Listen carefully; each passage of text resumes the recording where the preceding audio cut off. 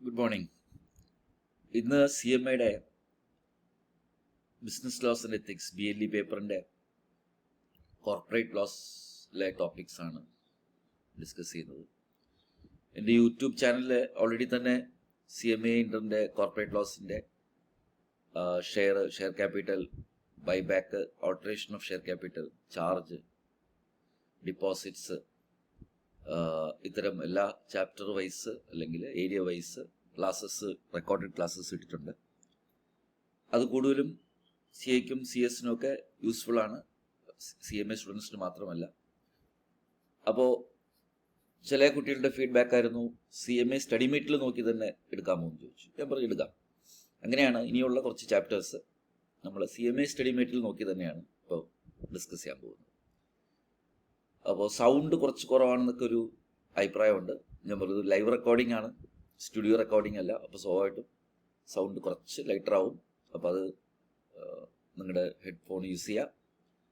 അപ്പോൾ audio എൻഹാൻസറൊക്കെ use ചെയ്ത് കുറച്ചുകൂടി ക്വാളിറ്റി ബെറ്റർ ആക്കാം. എങ്കിൽ പരമാവധി നമ്മുടെ സൈഡിൽ നിന്നുള്ള എഫേർട്ട് എടുക്കുന്നുണ്ട്. കുട്ടികളെ ഇന്ന് ഡിസ്കസ് ചെയ്യാൻ പോകുന്നത് ഡയറക്ടറിൻ്റെ ചാപ്റ്ററാണ്. ചെറിയൊരു ചാപ്റ്ററാണ്, 3 പേജേ ഉള്ളൂ. ഇപ്പോൾ CAക്കൊക്കെ അല്ലെങ്കിൽ CMAക്ക് ഒക്കെ കമ്പയർ ചെയ്യുമ്പോൾ ഇതിപ്പോൾ CS-ന് 300 പേജൊക്കെ ഉള്ള ഏരിയയാണ്. അപ്പോൾ അതിൻ്റെ വളരെ ബ്രിവിറ്റി ആയിട്ട് മാത്രം കുറച്ച് നിർണായ ഏരിയ മാത്രമേ ഉള്ളൂ CMA കുട്ടികൾക്ക് ഇൻ്റർമീഡിയറ്റിൽ എക്സിക്യൂട്ടീവ് പ്രോഗ്രാമിൽ പഠിക്കാനുള്ളത്. അപ്പോൾ സ്വാഭാവികമായിട്ടും അതിൻ്റെ ഒരു ബ്രിവിറ്റി വേണം.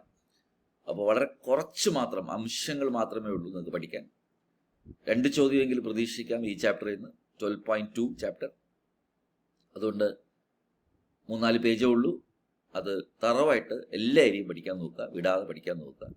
ഇത് ഫൈനലിൽ നിങ്ങൾ പോകുമ്പോൾ വളരെ ഇമ്പോർട്ടൻ്റ് ആയിട്ട് വരും. ഒത്തിരി ഡീറ്റെയിൽ ആയിട്ട് നിങ്ങൾക്ക് പഠിക്കാനുണ്ട്. കുട്ടികളെ ആദ്യമായിട്ട് ഡയറക്ടേഴ്സിനെ കുറിച്ച് പറയാം. കമ്പനിയിൽ 2 പവർ സെൻ്ററാണുള്ളത്. ഒന്ന് ഷെയർ ഹോൾഡേഴ്സും മറ്റത് ഡയറക്ടേഴ്സും. ഷെയർ ഹോൾഡേഴ്സ് കമ്പനിയിലെ ഷെയർ ഓൺ ചെയ്യുന്ന ആൾക്കാരാണ്, കമ്പനിയുടെ റിയൽ ഓണേഴ്സാണ്. എന്നാൽ അത് കമ്പനി മാനേജ് ചെയ്യുന്നത് പ്രൊഫഷണൽസാണ്, അല്ലെങ്കിൽ മാനേജ് ചെയ്യുന്ന ആൾക്കാരെയാണ് നമ്മൾ ഡയറക്ടേഴ്സ് എന്ന് പറയുന്നത്. ഇൻഡിവിജ്വലായിട്ട് അവരെ ഡയറക്ടേഴ്സ് എന്നും കലക്റ്റീവായിട്ട് നമ്മളവരെ ബോർഡ് എന്നും വിളിക്കും. അപ്പോൾ ആരാണ് ഡയറക്ടർ? കമ്പനിയെ ഡയറക്റ്റ് ചെയ്യുന്ന ആൾക്കാർ, കമ്പനിയെ നയിക്കുന്ന ആൾക്കാർ, കമ്പനിയുടെ ഡയറക്ഷൻസ് തീരുമാനിക്കുന്ന ആൾക്കാർ, കമ്പനിയിലെ ഡിസിഷൻസ് എടുക്കുന്ന ആൾക്കാർ, കമ്പനിയുടെ day to day affairs manage ചെയ്യുന്ന ആൾക്കാർ. കമ്പനിയുടെ ഓണേഴ്സായ ഷെയർ ഹോൾഡേഴ്സിന് നിരന്തരമായ കാര്യങ്ങൾ നോക്കാനുള്ള സമയവും അറിവും ഇല്ലായിരിക്കാം. അതുകൊണ്ടാണ് അവർ ഡയറക്ടർമാരെ അപ്പോയിൻറ്റ് ചെയ്യുന്നത്. എല്ലാ കമ്പനികൾക്കും ഡയറക്ടേഴ്സ് മാൻഡേറ്ററി ആണ്. OPC ആയാലും പ്രൈവറ്റ് ആയാലും പബ്ലിക് ആയാലും എല്ലാ കമ്പനികൾക്കും ഡയറക്ടേഴ്സ് മാൻഡേറ്ററി ആണ്. കാരണം മാനേജ് ചെയ്യാൻ ആളില്ലെങ്കിൽ നമുക്ക് എന്ത് ചെയ്യാൻ പറ്റത്തില്ല, കമ്പനിയെ കൊണ്ടുനടത്താൻ പറ്റത്തില്ല. അപ്പോൾ ഈ ഡയറക്ടർമാരെന്ന് പറയുന്ന ടീം നമ്മൾ പഠിക്കും, നമ്പറൊക്കെ പഠിക്കും. അതിലെ ഒരു ക്യാപ്റ്റൻ വേണം, അല്ലെ? എല്ലാ ഡയറക്ടറും കൂടെ ഓടാൻ പറ്റത്തില്ലല്ലോ. അപ്പോൾ ഡയറക്ടർ ബോർഡിൻ്റെ ക്യാപ്റ്റൻ, സബ്സ്റ്റാൻഷ്യൽ പവറുള്ള ഡയറക്ടറിനെയാണ് നമ്മൾ മാനേജിങ് ഡയറക്ടർ എന്ന് വിളിക്കുന്നത്. അപ്പോൾ മാനേജിങ് ഡയറക്ടർ ഉൾപ്പെടെയുള്ള ഡയറക്ടർ ബോർഡാണ് കമ്പനിയുടെ അഫയേഴ്സ് മൊത്തം മാനേജ് ചെയ്യുന്നത്. പൊതുവേ ഡയറക്ടർമാരെ 2 രീതിയിലാണ് തരംതിരിച്ചിരിക്കുന്നത്. We categorise directors in 2 parts, 2 category. One is called executive directors. കമ്പനിയിലെ ഡേ ടു ഡേ അഫയേഴ്സ് നോക്കുകയും കമ്പനിയിൽ എന്നും വരികയും കമ്പനിയിൽ ഓഫീസിലിരിക്കുകയും ഫുൾ ടൈം ആയിട്ട് കമ്പനിയിൽ സമയം ചെലവാക്കുന്ന ആൾക്കാരെയാണ് ഡയറക്ടർമാരെ നമ്മൾ എക്സിക്യൂട്ടീവ് ഡയറക്ടേഴ്സ് അഥവാ ED എന്ന് വിളിക്കുന്നത്. MDയും EDയിൽ ഒരു കാറ്റഗറിയാണ്. രണ്ടാമത്തെ കാറ്റഗറി എന്ന് പറയുന്നത് NED, നോൺ എക്സിക്യൂട്ടീവ് ഡയറക്ടേഴ്സ് ആണ്. കമ്പനിയിൽ ഡേ ടു ഡേ മാറ്റേഴ്സിൽ ഇടപെടാറില്ല, കമ്പനിയിൽ ഡെയിലി വരാറുമില്ല. മറിച്ച് കമ്പനിയുടെ ബോർഡ് മീറ്റിംഗ്സിന് മാത്രം വന്ന് അവരുടെ അഭിപ്രായങ്ങളും നോളജും ഷെയർ ചെയ്യുന്ന ആൾക്കാരെയാണ് നമ്മൾ പാർട്ട് ടൈം ഡയറക്ടേഴ്സ് അഥവാ നോൺ എക്സിക്യൂട്ടീവ് ഡയറക്ടേഴ്സ് എന്ന് പറയുന്നത്. അപ്പോൾ കമ്പനിയിലെ ബോർഡിനെ 2 ആയിട്ട് തിരിച്ചിട്ടുണ്ട്, 2 കാറ്റഗറി ആയിട്ട് തിരിച്ചിട്ടുണ്ട്. Executive directors day to day കാര്യങ്ങൾ നോക്കുകയും ഡെയിലി ഓഫീസിൽ വരെയും ഫുൾ ടൈം ആയിട്ടിരിക്കുന്ന ആൾക്കാർ. സ്വാഭാവികമായിട്ടും MD അതിലൊരാളാണ്. രണ്ടാമത്തെ കാറ്റഗറി എന്ന് പറയുന്നത് കമ്പനിയിൽ അധികം സമയം ചിലവാക്കാതെ മീറ്റിംഗ്സിൽ മാത്രം, ബോർഡ് മീറ്റിംഗ് വിളിക്കുമ്പോൾ മീറ്റിംഗ്സിൽ മാത്രം വന്ന് അവരുടെ അറിവ് ഷെയർ ചെയ്യും. അവരുടെ എക്സ്പെർട്ടൈസ് കമ്പനിക്ക് വേണ്ടി ഷെയർ ചെയ്യുന്ന ആൾക്കാരാണ് NED അഥവാ നോൺ എക്സിക്യൂട്ടീവ് ഡയറക്ടേഴ്സ്. ഇനി നമുക്ക് നമ്മുടെ സ്റ്റഡി മീറ്റിൽ പോവാം.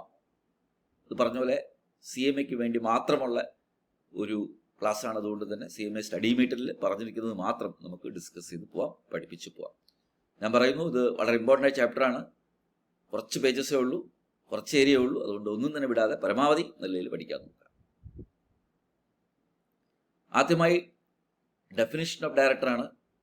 Section 2 clause 34. ഡയറക്ടർ പഠിക്കുമ്പോൾ ആദ്യത്തെ സെക്ഷൻ പഠിക്കുന്നത് 2 ക്ലോസ് 34 ആണ്. Definition of director defines a director to mean a director appointed to the board of the company. ഡയറക്ടർമാരെ ബോർഡിൽ അപ്പോയിന്റ് ചെയ്യുന്ന ആൾക്കാരെയാണ് നമ്മൾ ഡയറക്ടേഴ്സ് എന്ന് വിളിക്കുന്നത്. Whoever is been appointed to the board, കമ്പനിയുടെ ബോർഡിൽ ആരെയൊക്കെയാണോ നമ്മൾ അപ്പോയിന്റ് ചെയ്യുന്നത് അവരെ നമ്മൾ ഡയറക്ടർ എന്ന് വിളിക്കും. ഫോർ എക്സാമ്പിൾ, മിസ്റ്റർ മഹേഷ് എന്നൊരു വ്യക്തിയുണ്ട്. ആ വ്യക്തിക്ക് കുറച്ച് നോളജും അറിവും അതിനൊക്കെ പുറമെ കമ്പനിയെ നിയന്ത്രിച്ചു കൊണ്ടുപോകാനുള്ള കഴിവുമുള്ള ഒരാളാണെങ്കിൽ അദ്ദേഹത്തിന് നമ്മൾ ഐഡൻറ്റിഫൈ ചെയ്ത് ഒരു കമ്പനിയുടെ ബോർഡിലോട്ട് അപ്പോയിന്റ് ചെയ്താൽ mister Mahesh will become a director of the company. അപ്പോൾ ഡയറക്ടർ ആവാനായിട്ടുള്ള preliminary idea as per the definition of section 2 clause 34 is that he has to be appointed to the board. ബോർഡിൽ അപ്പോയിന്റ് ചെയ്യണം. വേറൊരു പറഞ്ഞാൽ എത്ര തന്നെ കമ്പനിയിൽ താല്പര്യമുള്ള ആളാണെങ്കിലും ആ കമ്പനിയിലെ ഡയറക്ടർ ബോർഡിന്റെ അംഗമല്ലെങ്കിൽ he should not be called as a director എന്നും പറയാം. അപ്പോൾ ഡയറക്ടർ ആവണമെങ്കിൽ കമ്പനിയുടെ ബോർഡിൽ അപ്പോയിന്റ് ചെയ്യണം. ഒരു കമ്പനിയുടെ ബോർഡിൽ അപ്പോയിന്റ് ചെയ്താൽ മാത്രമേ ആ വ്യക്തിയെ നമുക്ക് എന്തെന്ന് വിളിക്കാൻ പറ്റത്തുള്ളൂ? ഡയറക്ടർ എന്ന് വിളിക്കാൻ പറ്റും. ചില കാര്യങ്ങൾ സ്റ്റഡി മെറ്റീരിയൽ പറഞ്ഞിട്ടില്ല, അതുകൊണ്ട് അത് കൂടെ ഞാൻ പറഞ്ഞു പോവാം. അപ്പോൾ നിങ്ങൾ ചോദിക്കും, സർ ഡയറക്ടർ ആവാൻ അപ്പോയിന്റ് ചെയ്യാൻ എന്താണ് നമുക്ക് വേണ്ടത്, യോഗ്യത എന്താണ്? കുട്ടികളെ, ഇന്ത്യയിലെ നിയമവ്യവസ്ഥ പ്രകാരം ഒരു കമ്പനിയിൽ ഡയറക്ടർ ആവാൻ മിനിമം 18 വയസ്സ് വേണം. മെജറായി, ബിക്കോസ് ഡയറക്ടർ ആവുന്ന ഒരു കോൺട്രാക്ട് ആണ്. അതുകൊണ്ട് തന്നെ he should be competent to contract. So he should be of minimum 18 years of age. സ്വാഭാവികമായിട്ടും പാൻ വേണം, ഇൻകം ടാക്സ് പാൻ വേണം. 3 ഡിൻ വേണം, ഡയറക്ടർ ഐഡന്റിഫിക്കേഷൻ നമ്പർ. ഒരു ഡയറക്ടർ ആവാനായിട്ടുള്ള യോഗ്യത ഉള്ള എടുക്കുന്ന ഒരു നമ്പറാണ്. മിനിസ്ട്രി ഓഫ് കോർപ്പറേറ്റ് അഫയേഴ്സിൽ അപ്ലൈ ചെയ്ത് കിട്ടുന്ന ഒരു നമ്പറിനെയാണ് നമ്മൾ ഡയറക്ടർ ഐഡന്റിഫിക്കേഷൻ നമ്പർ അഥവാ ഡിൻ എന്ന് പറയുന്നത്. അപ്പോൾ ഡിൻ വേണം. പിന്നെ ഇപ്പോൾ എല്ലാം MCA forms, ministry of corporate അഫയേഴ്സിന്റെ എല്ലാ ഫോംസും കമ്പനി സൈക്കിൾ ഓൺലൈനാണ്.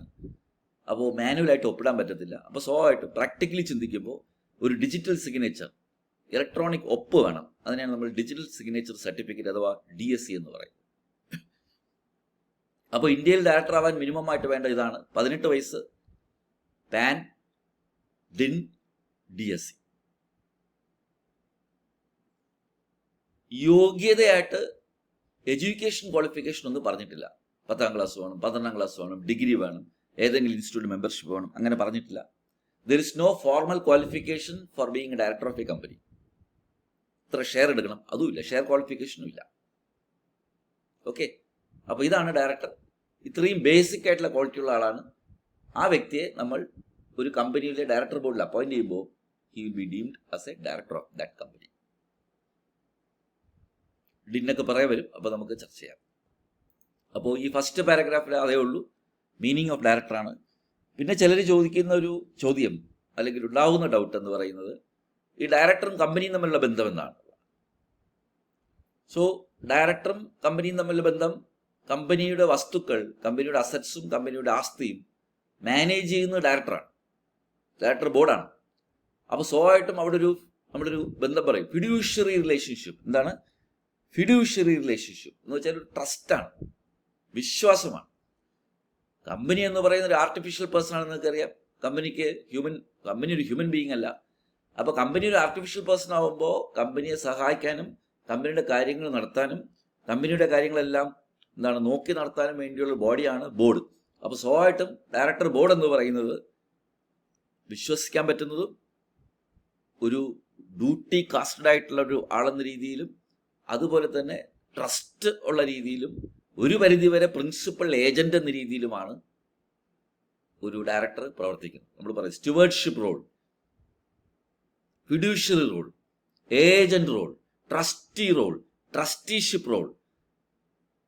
അപ്പോൾ കമ്പനിക്ക് ഒന്നും കാണാനും കേൾക്കാനും പറ്റത്തില്ല എന്ന് വെച്ച് നിങ്ങൾ ദൂർത്തടിക്കരുത്. അതുകൊണ്ട് തന്നെ കമ്പനിയുടെ assets of the company should be managed by the directors for the benefit of the company.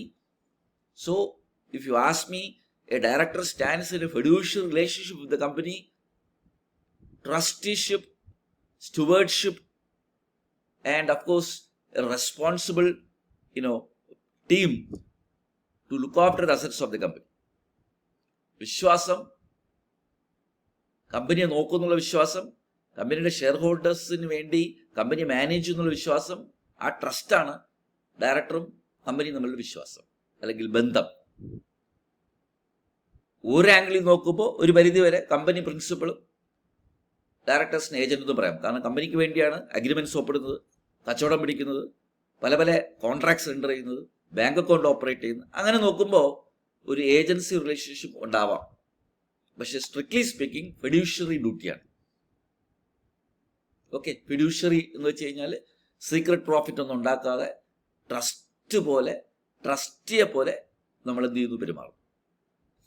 അപ്പോൾ അതാണ് ഇനിഷ്യൽ പാരഗ്രാഫിൽ ആവപ്പാടെ അതിൽ പഠിക്കാനുള്ളത്. ഡെഫിനിഷനാണ്, സെക്ഷൻ 2+34. അതിന് പുറമെ ഈ പറഞ്ഞ ആശയങ്ങൾ മനസ്സിൽ വെച്ചേക്കുക. പിന്നെ കുറേ തിയറി എഴുതിയിട്ടുണ്ട്, പൊതുവെ ഒന്ന് വായിച്ചു വിടുക. ഡയറക്ടർ ഒരു കമ്പനിയുടെ എംപ്ലോയി അല്ല, ഒരു കമ്പനിയുടെ ഓഫീസറാണ്. അപ്പോൾ ഓഫീസർ എന്ന കാറ്റഗറിയിലാണ് ഡയറക്ടേഴ്സ് വരുന്നത്, അല്ലാതെ വെറും ഒരു എംപ്ലോയി അല്ല. അതോടെ പറഞ്ഞു. നല്ല കാര്യങ്ങളുണ്ടെങ്കിൽ ഞാൻ എടുത്തിട്ടുണ്ട്, ഫുൾ അതിൻ്റെ അത് പ്രത്യേകിച്ചൊന്നുമില്ല.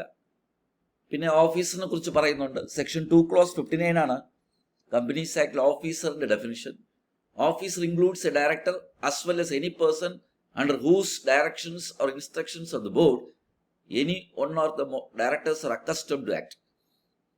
അടുത്ത ഡിസ്കഷൻ അല്ലെങ്കിൽ ഒരു ലൈനർ ഡിസ്കഷൻ എന്ന് പറയുന്നത് ഓഫീസർ ആരാണ്. കുട്ടികളെ ഓഫീസറിന്റെ ഡെഫിനിഷൻ 2(59) വായിച്ചു നോക്കിയാൽ തന്നെ അറിയാം. ആദ്യത്തെ ലൈൻ തന്നെ officer of a company includes director. അപ്പോൾ ഞാൻ നേരത്തെ പറഞ്ഞത്, a director is not employee, he is not the mere employee of the company, rather he manage the company as an officer. So officer എന്ന വാക്കിന്റെ അർത്ഥം, വാക്കിൽ ഡയറക്ടറാണ് ആദ്യം. അപ്പോൾ അത് മറക്കരുത്. അതിനർത്ഥം കമ്പനീസ് ആക്ടിൽ എവിടെയൊക്കെ ഒഫൻസസ് പറയുന്നു, റെസ്പോൺസിബിലിറ്റീസ് പറയുന്നു, ഓഫീസർ ഇൻ ഡീഫോൾട്ട് എന്ന് പറയുന്നു, അവിടെ എല്ലാം നമ്മുടെ ഡയറക്ടേഴ്സ് ഉൾപ്പെടും എന്നുള്ളതാണ് അതിൻ്റെ ധ്വനി. അപ്പോൾ ആദ്യത്തെ പാർട്ട് കഴിഞ്ഞു. അതിൻ്റെ അകത്ത് 2 ഡെഫിനിഷനാണ് ഡിസ്കസ് ചെയ്യുന്നത്. സെക്ഷൻ 2(34) ഡെഫിനിഷൻ ഓഫ് ഡയറക്ടറും, അടുത്തത് 2(59) ഡെഫിനിഷൻ ഓഫ് ഓഫീസർ. എന്തെങ്കിലും ഡൗട്ടോ ക്ലാരിഫിക്കേഷൻ ഉണ്ടെങ്കിൽ കമന്റ് ബോക്സിൽ ഇടുക. വാലിഡ് ആയിട്ടുള്ളതാണെന്നുണ്ടെങ്കിൽ തീർച്ചയായിട്ടും ഞാൻ അതിനുള്ള മറുപടി തരുന്നതായിരിക്കും. കുട്ടികളെ അടുത്ത് നമ്മൾ ഡിസ്കസ് ചെയ്യാൻ പോകുന്നത് powers, duties and responsibilities of directors ആണ്. നിങ്ങൾക്കറിയാം, വലിയ വലിയ listed company, Reliance, Infosys, TCS, SBI, HDFC bank, Adani പോലത്തെ വൻകിട കമ്പനികളിലും ഇതേ ബോർഡാണ്, ഇതേ കോൺസെപ്റ്റാണ്. അപ്പോൾ സ്വാഭാവികമായിട്ടും ഇത്തരം ബോർഡിനും ഇത്തരം ബോർഡ് മെമ്പേഴ്സിനും ഡയറക്ടർമാർക്കും ഒക്കെ ഹ്യൂമൻഗസ് ആയിട്ടുള്ള റെസ്പോൺസിബിലിറ്റീസ് വേണം. അവരുടെ ദൗത്യം മറക്കരുത്. കമ്പനിയെ നോക്കണം, കമ്പനിയുടെ ഡേ ടു ഡേ അഫയേഴ്സ് നോക്കണം, കമ്പനിയുടെ സ്ട്രാറ്റജീസ് പ്ലാൻ ചെയ്യണം, കമ്പനിയുടെ ബിസിനസ് നടത്തണം, കമ്പനിയുടെ ബാങ്ക് അക്കൗണ്ട്സ് നടത്തണം, കമ്പനിക്ക് വേണ്ടി അക്കൗണ്ട്സ് പ്രിപ്പയർ ചെയ്യണം, കമ്പനിക്ക് വേണ്ടിയുള്ള പോളിസി മാറ്റേഴ്സ് നോക്കണം. എല്ലാ കാര്യങ്ങളും വെസ്റ്റ് ചെയ്തിരിക്കുന്നത് ഡയറക്ടർ ബോർഡിലാണ്. അപ്പോൾ സ്വാഭാവികമായിട്ടും വളരെ ക്ലിയർ ആയിട്ടുള്ള ഡ്യൂട്ടീസ് പറയണം. കമ്പനീസ് ആക്ടിൽ സെക്ഷൻ 166, സ്റ്റഡി ബില്ല് കണ്ടോ, 166ലാണ് ഡയറക്ടർ ബോർഡിന്റെ അഥവാ ഡയറക്ടേഴ്സിന്റെ എന്തു പറയുന്നത്, ഡ്യൂട്ടീസ് പറയുന്നത്. ഈ ചില കുട്ടികൾക്ക് ഡയറക്ടറും ബോർഡും തമ്മിൽ കൺഫ്യൂഷൻ ഉണ്ട്. ഡയറക്ടർ എന്ന് പറയുന്നത് ഇൻഡിവിജ്വലായിട്ട് പറയുന്ന ഒരു വ്യക്തിയാണ് ഡയറക്ടർ. അദ്ദേഹം ഉൾപ്പെടെയുള്ള മറ്റുള്ള എല്ലാ ഡയറക്ടേഴ്സിനും കൂടെ ചേർത്ത് പറയുന്നതാണ് ബോർഡ്. ഒരു കമ്പനിയുടെ ബോർഡ് എന്ന് വെച്ചാൽ ഇപ്പോൾ 10 പേരടങ്ങുന്ന ഡയറക്ടർമാരുള്ള കമ്പനിയാണെങ്കിൽ ആ 10 പേരെയും കൂടെ ചേർത്ത് വിളിക്കുന്നതാണ് കുട്ടികളെ ബോർഡ്. അതിൽ ഒരാളെ വിളിക്കുന്നത് director. So individually a director is called as a director, but collectively in a company they are called as a board of directors അഥവാ ബോർഡ്. അപ്പോൾ നിങ്ങൾ കാത്തിരിക്കുന്നത് എന്തായിരിക്കും ഡയറക്ടേഴ്സിന്റെ ഡ്യൂട്ടീസ്. കുട്ടികളെ ഡയറക്ടേഴ്സിന്റെ ഡ്യൂട്ടീസ് ഒരു 6 ഡ്യൂട്ടീസ് പറയുന്നുണ്ട്. വളരെ ഇമ്പോർട്ടൻ്റ് ആയിട്ടുള്ള ബേസിക് കൺസെപ്റ്റാണ് ഡയറക്ടേഴ്സിന്റെ ഡ്യൂട്ടി എന്ന് പറയുന്നത്. എല്ലാ കുട്ടികളും, പ്രൊഫഷണൽ കുട്ടികളും, ചാർട്ടേഡ് അക്കൗണ്ട് കുട്ടികളും, കമ്പനി സെക്രട്ടറി കുട്ടികളും, കോസ്റ്റ് അക്കൗണ്ട് കുട്ടികളും എക്സിക്യൂട്ടീവ് സ്റ്റേജിൽ തന്നെ മനസ്സിലാക്കിയിരിക്കേണ്ട ഒരു കാര്യമാണ് duties of directors as per the companies act. ഇത് എക്സാമിന് ഒരു ഷുവർ ഷോട്ട് ക്വസ്റ്റ്യൻ ആയിട്ടാണ് നമ്മൾ മനസ്സിലാക്കേണ്ടത്. നിലയിൽ ഒരു കോംപ്രമൈസും ഇല്ലാതെ ഇത് പഠിക്കണം. Section 166 of companies act. 1. A director of a company shall act in accordance with the articles of association of the company.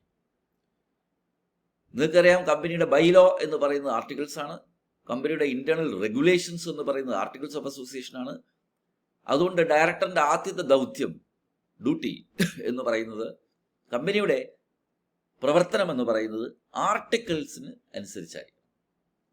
എല്ലാ ഡയറക്ടറും ആർട്ടിക്കിൾസ് ഓഫ് അസോസിയേഷന് വിധേയമായിട്ടായിരിക്കണം പ്രവർത്തിക്കുന്നത്. കമ്പനിയുടെ പവേഴ്സ്, ഡയറക്ടർമാരുടെ പവേഴ്സ്, ലോൺ എത്ര എടുക്കാം, എവിടേക്ക് ഇൻവെസ്റ്റ് ചെയ്യാം, മീറ്റിംഗ്സ് നടത്തുന്നതിനെ കുറിച്ച്, അങ്ങനെ കമ്പനിയുടെ ഡേ ടു ഡേ ആയിട്ടുള്ള എല്ലാ കാര്യങ്ങളും പറഞ്ഞിരിക്കുന്ന ഇന്റേണൽ റെഗുലേഷനാണ് articles of association. So the first duty of a director is to comply with the provisions of the articles of association of the company. രണ്ടാമത്തെ duty, a director of a company shall act in good faith in order to promote the objects of the company for the benefits of the company in the best interest of the stakeholders of the company. ഇത് വളരെ important ആയിട്ടുള്ളൊരു ഡ്യൂട്ടിയാണ്. കമ്പനിയുടെ ഡയറക്ടർമാർ good ഫെയ്ത്തിൽ മാത്രമേ act ചെയ്യാൻ പാടുള്ളൂ. എന്താണ് good faith? സത്യസന്ധമായി, ഹിഡൻ പ്രോഫിറ്റ് ഒന്നും ഉണ്ടാക്കാതെ, ട്രാൻസ്പെറൻ്റായി, പ്രോപ്പർ ഡിസ്ക്ലോസസ് ഉണ്ടായി മാത്രമേ ഡയറക്ടേഴ്സ് പ്രവർത്തിക്കാൻ പാടുള്ളൂ. അവരുടെ ഉദ്ദേശം കമ്പനിയുടെ ഒബ്ജക്റ്റീവ്സ് പ്രൊമോട്ട് ചെയ്യുക, കമ്പനിയിൽ ബിസിനസ് കൊണ്ടുവരിക, കമ്പനിയെ പരമാവധി ലാഭത്തിലാക്കുക, കമ്പനിയുടെ ബെനിഫിറ്റ്സിന് വേണ്ടി പ്രവർത്തിക്കുക, കമ്പനിയുമായിട്ട് ബന്ധപ്പെടുന്നവരെ നമ്മൾ സ്റ്റേക്ക് ഹോൾഡേഴ്സിൻ്റെ ഒക്കെ ബെനിഫിറ്റ്സിന് വേണ്ടിയും ബെസ്റ്റ് ഇൻട്രസ്റ്റിന് വേണ്ടി മാത്രമേ പ്രവർത്തിക്കാവൂ. അപ്പോൾ ഡയറക്ടേഴ്സ് ബാഡ് ഫെയ്ത്തിൽ പ്രവർത്തിക്കരുത്, മറിച്ച് ഗുഡ് ഫെയ്ത്തിൽ മാത്രമേ പ്രവർത്തിക്കാൻ പാടുള്ളൂ. കമ്പനിയുടെ നന്മയ്ക്ക് വേണ്ടിയും കമ്പനിയുടെ ഷെയർ ഹോൾഡേഴ്സിന്റെ നന്മയ്ക്ക് വേണ്ടിയും കമ്പനിയുമായി ബന്ധപ്പെട്ടിരിക്കുന്നവരുടെ ബെസ്റ്റ് ഇൻട്രസ്റ്റിന് വേണ്ടി മാത്രമേ ഡയറക്ടേഴ്സ് പ്രവർത്തിക്കാൻ പാടുള്ളൂ. മൂന്നാമത്തെ point, the director of a company shall excise his duties with due and reasonable care, skill and diligence. Directors സ്വന്തം കുഞ്ഞുങ്ങളെ പോലെ എന്നാണ് പറയുന്നത്. ഡയറക്ടേഴ്സ് സ്വന്തം കുഞ്ഞുങ്ങളെ പോലെ കമ്പനി നോക്കണം. കാരണം വളരെ ഡ്യൂ ആൻഡ് റീസണബിൾ കെയർ. നമ്മൾ കുട്ടികളൊക്കെ എങ്ങനെയല്ല നോക്കും, വീട്ടിലെ കുട്ടികളെ നമ്മൾ എങ്ങനെയാണ് നോക്കുന്നത്? വളരെ കെയർഫുൾ ആയിട്ടും വളരെ ഡ്യൂ ഡെലിജൻ്റ് ആയിട്ടും റീസണബിൾ ആയിട്ടുള്ള കെയർ കൊടുത്തും അതുപോലെ തന്നെ കമ്പനിയെ നമ്മൾ നോക്കണം. നമ്മൾ ട്രസ്റ്റി ആണെന്ന് മറക്കരുത്.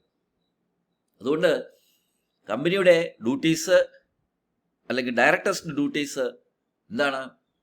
നമ്മൾ ഡ്യൂ ആൻഡ് റീസണബിൾ കെയർ ആയിട്ടും അതുപോലെ തന്നെ വളരെ വിജിലൻ്റ് ആയിട്ടും ഡെലിജൻ്റ് ആയിട്ടും നമ്മൾ എന്ത് ചെയ്യണം? നമ്മൾ എക്സസൈസ് ചെയ്യണം.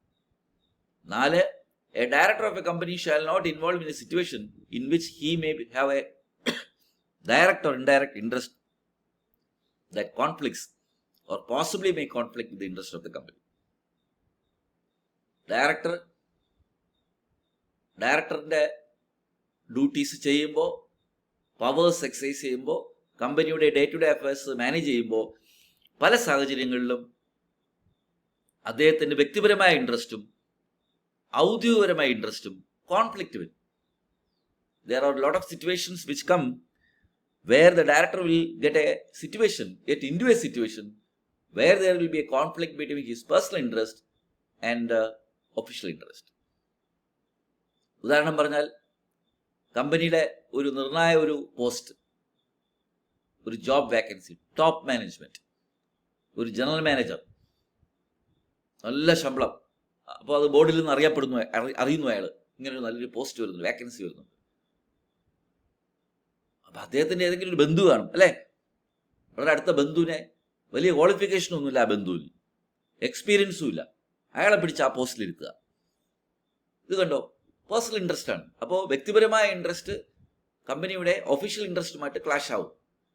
ഇതിന് നമ്മൾ റിലേറ്റഡ് പാർട്ടി ട്രാൻസാക്ഷൻസ് ആണ് പറയുന്നത്. റിലേറ്റഡ് പാർട്ടി ട്രാൻസാക്ഷൻ നിങ്ങൾ ഫൈനലിൽ പഠിക്കും. അതുപോലെ കമ്പനിക്ക് ഒരു ബിൽഡിംഗ് കൺസ്ട്രക്ട് ചെയ്യണം, ഒരു 10 കോടിയുടെ പ്രോജക്റ്റാണ്. ഉടനെ നമ്മൾ ഏതെങ്കിലും ബന്ധുക്കളെ അതിൻ്റെ അകത്ത് തിരികെ കയറ്റി, കൺസ്ട്രക്ഷൻ വർക്കൊന്നും അറിഞ്ഞുണ്ടെങ്കിൽ പോലും ഒരു കോൺട്രാക്ടറിനെ തിരികെ കയറ്റി അതിൽ നിന്ന് ലാഭം ഉണ്ടാക്കാൻ നോക്കുക. ഇത്തരം അവസ്ഥകളെയാണ് കുട്ടികളെ നമ്മൾ കോൺഫ്ലിക്റ്റ് ഓഫ് ഇൻട്രസ്റ്റ് എന്ന് പറയുന്നത്. നിങ്ങൾ കോസ്റ്റ് അക്കൗണ്ടൻസ് ആണെന്ന് മറക്കരുത്. നിങ്ങൾ മാനേജ്മെൻറ്റ് അക്കൗണ്ടൻസ് ആണ്. അപ്പോൾ സ്വാഭാവികമായിട്ട് മാനേജ്മെൻറ്റിൻ്റെ അക്കൗണ്ടൻ്റ് ആണ് നിങ്ങൾ. കമ്പനിക്ക് വേണ്ടി, കമ്പനിയുടെ നല്ലതിന് വേണ്ടി മാത്രമേ നമ്മൾ അഡ്വൈസ് ചെയ്യാൻ പാടുള്ളൂ. ഇത്തരം അവസ്ഥകൾ നമ്മൾ പരിശോധിച്ച് നോക്കണം. So the point is the directors should not act in a situation which will entitle them to having a conflict of interest between their personal interest and the official interest. At the point, a director of a company shall not achieve or attempt to achieve any undue gain or advantage to him or himself or his relatives, partners, etc. And if he found guilty, he shall be liable to pay an amount equal to the gain to the company. ഒരു ഓഡിറ്റിന്റെ point of view നോക്കുമ്പോൾ ഏറ്റവും important ആയിട്ടുള്ള ഒരു ഡ്യൂട്ടിയാണിത്. Directors കമ്പനിയിൽ പ്രവർത്തിക്കുമ്പോൾ undue ആയിട്ടുള്ള ഗെയിനും ബെനിഫിറ്റും അഡ്വാൻറ്റേജും ഉണ്ടാക്കരുത്. കമ്പനിയെ വെച്ചുകൊണ്ട് അൺറീസണബിൾ ആയിട്ടുള്ള ലാഭം കൊയ്യരുത്. അനധികൃത മാർഗത്തിലുള്ള അഡ്വാൻറ്റേജ് എടുക്കരുത്. അൺഡ്യൂ ഗെയിൻ എടുക്കരുത്. അത് കമ്പനിയെ ചതിക്കുന്നതിന് തുല്യമാണ്. അതുകൊണ്ട് തന്നെ നമ്മൾ അഥവാ അങ്ങനെ ഒരു ഗെയിൻ എടുത്താൽ ആ പൈസ അല്ലെങ്കിൽ അതിലുണ്ടാവുന്ന മോണിറ്ററി ബെനിഫിറ്റ് കമ്പനിക്ക് നിങ്ങൾ തിരിച്ചു കൊടുക്കണം. സോ ഇത് നമ്മൾ പറയും ഇൻഡെമിനിഫിക്കേഷൻ റോൾ. നമ്മളിതിനെ പറയുന്നത് ഇൻഡെമിനിഫിക്കേഷൻ റോൾ. അതായത് ഒരു കമ്പനിക്ക് ഒരു നഷ്ടം ഉണ്ടാക്കി കൊടുക്കുകയോ അല്ലെങ്കിൽ കമ്പനിയിൽ നിന്നും അത്യപൂർവമായിട്ടുള്ള ഒരു അൺഡ്യൂ ആയിട്ടുള്ള അഡ്വാൻറ്റേജ് നിങ്ങൾ എടുത്താൽ അത് കമ്പനിക്ക് തന്നെ നിങ്ങൾ തിരിച്ചു കൊടുക്കണം. അതാണ് ഇൻഡെമിനിഫിക്കേഷൻ റോൾ. അപ്പോൾ കുട്ടികളെ, ഒരു കമ്പനി ഡയറക്ടറായിട്ട് പ്രവർത്തിക്കുമ്പോൾ ഒരിക്കലും തന്നെ അൺഡ്യൂ ഗെയിനോ അൺഡ്യൂ ആയിട്ടുള്ള അഡ്വാൻറ്റേജോ കൊള്ള ലാഭം ഉണ്ടാക്കുന്ന ട്രാൻസാക്ഷൻസ് ഇടപെടാൻ പാടില്ല. അഥവാ നിങ്ങളങ്ങനെ ഇടപെട്ട് പോയാൽ, അത് പിടിക്കപ്പെട്ടാൽ, you will be liable under section 166 to repay that amount or pay back that amount, the undue amount, undue advantage, undue profit to the company back. And this is called as an indemnification duty. മനസ്സിലാവുന്നുണ്ടോ? വളരെ important ആണ്. നമ്മൾ ഇന്ത്യയിലെ പ്രൊഫഷണൽസാണ്, ഞാനും നിങ്ങളുമൊക്കെ. അപ്പോൾ കമ്പനികളുടെ ഡയറക്ടർമാരുടെ duty നമ്മൾ അറിഞ്ഞിരിക്കണം, വ്യക്തമായിട്ട് നമ്മൾ അറിഞ്ഞിരിക്കണം. കാരണം നമ്മൾ വേണം ഡയറക്ടർമാരെ ഉപദേശിക്കാനായിട്ട്, അഡ്വൈസ് ചെയ്യാനായിട്ട്. സർ, ഇതാണ് നിങ്ങളുടെ ഡ്യൂട്ടീസ്. കുട്ടിയുടെ last point, director of a company shall not assign his office and any assignment so made shall be void. ഡയറക്ടർമാരുടെ ഡ്യൂട്ടീസ്, ഡയറക്ടർമാരുടെ ദൗത്യം, പവേഴ്സ്, റൈറ്റ്സ് എല്ലാം ഡയറക്ടർമാർ സ്വമേധയായിട്ട് വേണം എക്സസൈസ് ചെയ്യാനായിട്ട്. അതിനെ മറ്റുള്ള ഓഫീസർമാരിലോട്ട് അസൈൻ ചെയ്ത് കൊടുക്കരുത്. ഡെലിഗേറ്റ് ചെയ്യാം. ഡെലിഗേറ്റ് ചെയ്യാന്ന് വെച്ചാൽ അവിടെ നമ്മൾ അതിനുള്ള അതോറിറ്റി മാത്രമേ കൊടുക്കുന്നുള്ളൂ. നമ്മൾ താഴത്തെ ഓഫീസർമാരിലോട്ടും വൈസ് പ്രസിഡന്റ്മാരിലോട്ടും ജനറൽ മാനേജർമാരിലോട്ടൊക്കെ നമ്മളെ ഡ്യൂട്ടീസ് നമ്മൾ അസൈൻ ചെയ്ത് കൊടുക്കും. നമ്മൾ ട്രാൻസ്ഫർ ചെയ്ത് കൊടുക്കും, അഥവാ ഡെലിഗേറ്റ് ചെയ്ത് കൊടുക്കും. ഡെലിഗേറ്റ് ചെയ്ത് കൊടുക്കുമ്പോൾ അതോറിറ്റി മാത്രമേ പോകത്തുള്ളൂ. പക്ഷെ അസൈൻ ചെയ്യാന്ന് വെച്ചാൽ അതോറിറ്റിയും പോവും, റെസ്പോൺസിബിലിറ്റിയും പോവും. അത്തരം കൈ കഴുകുന്ന പരിപാടി നടക്കത്തില്ല. So the directors, you can't expect everything should be done by themselves. No, they can delegate to the officers, senior management and middle management of the company, but they cannot delegate the responsibility. So that is the difference between the term delegation and assignment. Companies Actൽ assign ചെയ്യുന്നതാണ് പറഞ്ഞിരിക്കുന്നത്, delegate ചെയ്യാം. Assign ചെയ്യാന്ന് വെച്ചാൽ അതോറിറ്റിയും പോവും, റെസ്പോൺസിബിലിറ്റിയും, പിന്നെ നിനക്കൊരു ലയബിലിറ്റിയും വരത്തില്ല. ആ പ്രവൃത്തി നമ്മൾ അനുവദിക്കുന്നതല്ല. സോ അത്തരം എന്തെങ്കിലും അസൈൻമെന്റ് ചെയ്താൽ അത് വോയിഡാണ്. അപ്പോൾ ഒരു നല്ലൊരു ഉദാഹരണം പറയാം. എല്ലാ കമ്പനികളും അക്കൗണ്ട്സ് ഉണ്ടാക്കണമെന്ന് നിങ്ങൾക്കറിയാം അല്ലേ? Every company should maintain books of accounts. Books of accounts is the responsibility of the board, directors. For that you had appointed CFOs, you may have appointed finance managers, you may have appointed lot of finance executives in your company. Here you are delegating the work to these officers. Accounts ഉണ്ടാക്കലും audit സഹകരിക്കലും internal audit നടത്തലും അങ്ങനെ എല്ലാ കാര്യങ്ങളും നിങ്ങൾ delegate ചെയ്യും. പക്ഷെ ultimate responsibility ആർക്കാണ്? അക്കൗണ്ട്സ് ഉണ്ടാക്കുന്നത് നിങ്ങൾക്കാണ്, ഡയറക്ടേഴ്സിനാണ്. So that is why the law says that you may delegate the work but you cannot assign entire work because the responsibility should be vested with you. അപ്പോൾ ഇതാണ് ഡയറക്ടേഴ്സിൻ്റെ 6 duties. വളരെ important ആണ്. ഒന്ന് നാഷണലായിട്ട് ഒന്നുകൂടി പറയാം. ഒന്ന്, എല്ലാ ഡയറക്ടർമാരും കമ്പനിയുടെ ആർട്ടിക്കിൾസ് കംപ്ലൈ ചെയ്തിരിക്കണം. 2, ഗുഡ് ഫെയ്ത്തിൽ മാത്രമേ പ്രവർത്തിക്കാവൂ. 3, എല്ലാ ഡ്യൂട്ടീസും കെയർ ആയിട്ടും ഡെലിജൻ്റ് ആയിട്ട് വെച്ച് ചെയ്യാവൂ. 4, കോൺഫ്ലിക്റ്റ് ഓഫ് ഇൻട്രസ്റ്റ് അവോയ്ഡ് ചെയ്യുക. 5, എന്തെങ്കിലും അൺഡ്യൂ ഗെയിനോ അഡ്വാൻറ്റേജോ ഉണ്ടാക്കാൻ പാടില്ല. അഥവാ ഉണ്ടാക്കിയാൽ അത് കമ്പനിക്ക് തിരിച്ചു കൊടുക്കുക. ലാസ്റ്റ് വൺ, നിങ്ങളുടെ ദൗത്യം, നിങ്ങളുടെ ഡ്യൂട്ടി, നിങ്ങളുടെ എന്താ പറയുക, ആ ഒരു നിയമം നിങ്ങൾ എക്സ്പെക്റ്റ് ചെയ്യുന്ന ആ ഡ്യൂട്ടീസ് നിങ്ങൾ ഒരിക്കലും തന്നെ താഴോട്ട് അസൈൻ ചെയ്ത് കൊടുക്കരുത്. മേ ബി ഡെലിഗേറ്റ് ചെയ്യാം, but you cannot assign. If you assign it will be void. എക്സാമിന് ചോദിക്കാൻ പറ്റിയ നല്ലൊരു ഏരിയ ആണ്. ഒരുപക്ഷെ ഏറ്റവും ആപ്റ്റ് ആയിട്ടുള്ള CMA കുട്ടികൾക്ക് ചോദിക്കാൻ പറ്റിയ ചോദ്യമാണ് ഡ്യൂട്ടീസ് ഓഫ് ഡയറക്ടേഴ്സ്, സെക്ഷൻ 166. എന്തെങ്കിലും ഡൗട്ട് ഉണ്ടെങ്കിൽ നിങ്ങൾക്ക് എന്നെ കോൺടാക്ട് ചെയ്യാവുന്നതാണ്. കമൻറ്റ് ബോക്സ് ഇട്ടാൽ ഞാൻ മറുപടി അയക്കാം. ഇല്ല, നേരിട്ട് സംസാരിക്കുന്നുണ്ട് എന്താണ്, വോയിസ് നോട്ട് ഇട്ടാൽ മതി. വാട്സപ്പിൽ സമയമുള്ളപ്പോൾ ഞാൻ എക്സ്പ്ലെയിൻ ചെയ്തു. കുട്ടികളെ, അടുത്തത് ഡിൻ. നമ്മൾ ഓൾറെഡി ഇതിനെക്കുറിച്ച് ചർച്ച ചെയ്തതാണ്. എങ്കിലും ഡയറക്ടർ ഐഡൻറ്റിഫിക്കേഷൻ നമ്പർ, ഇതിൻ്റെയൊക്കെ കുറച്ച് ഫോം നമ്പർ കൂടെ പഠിച്ചു വയ്ക്കുക.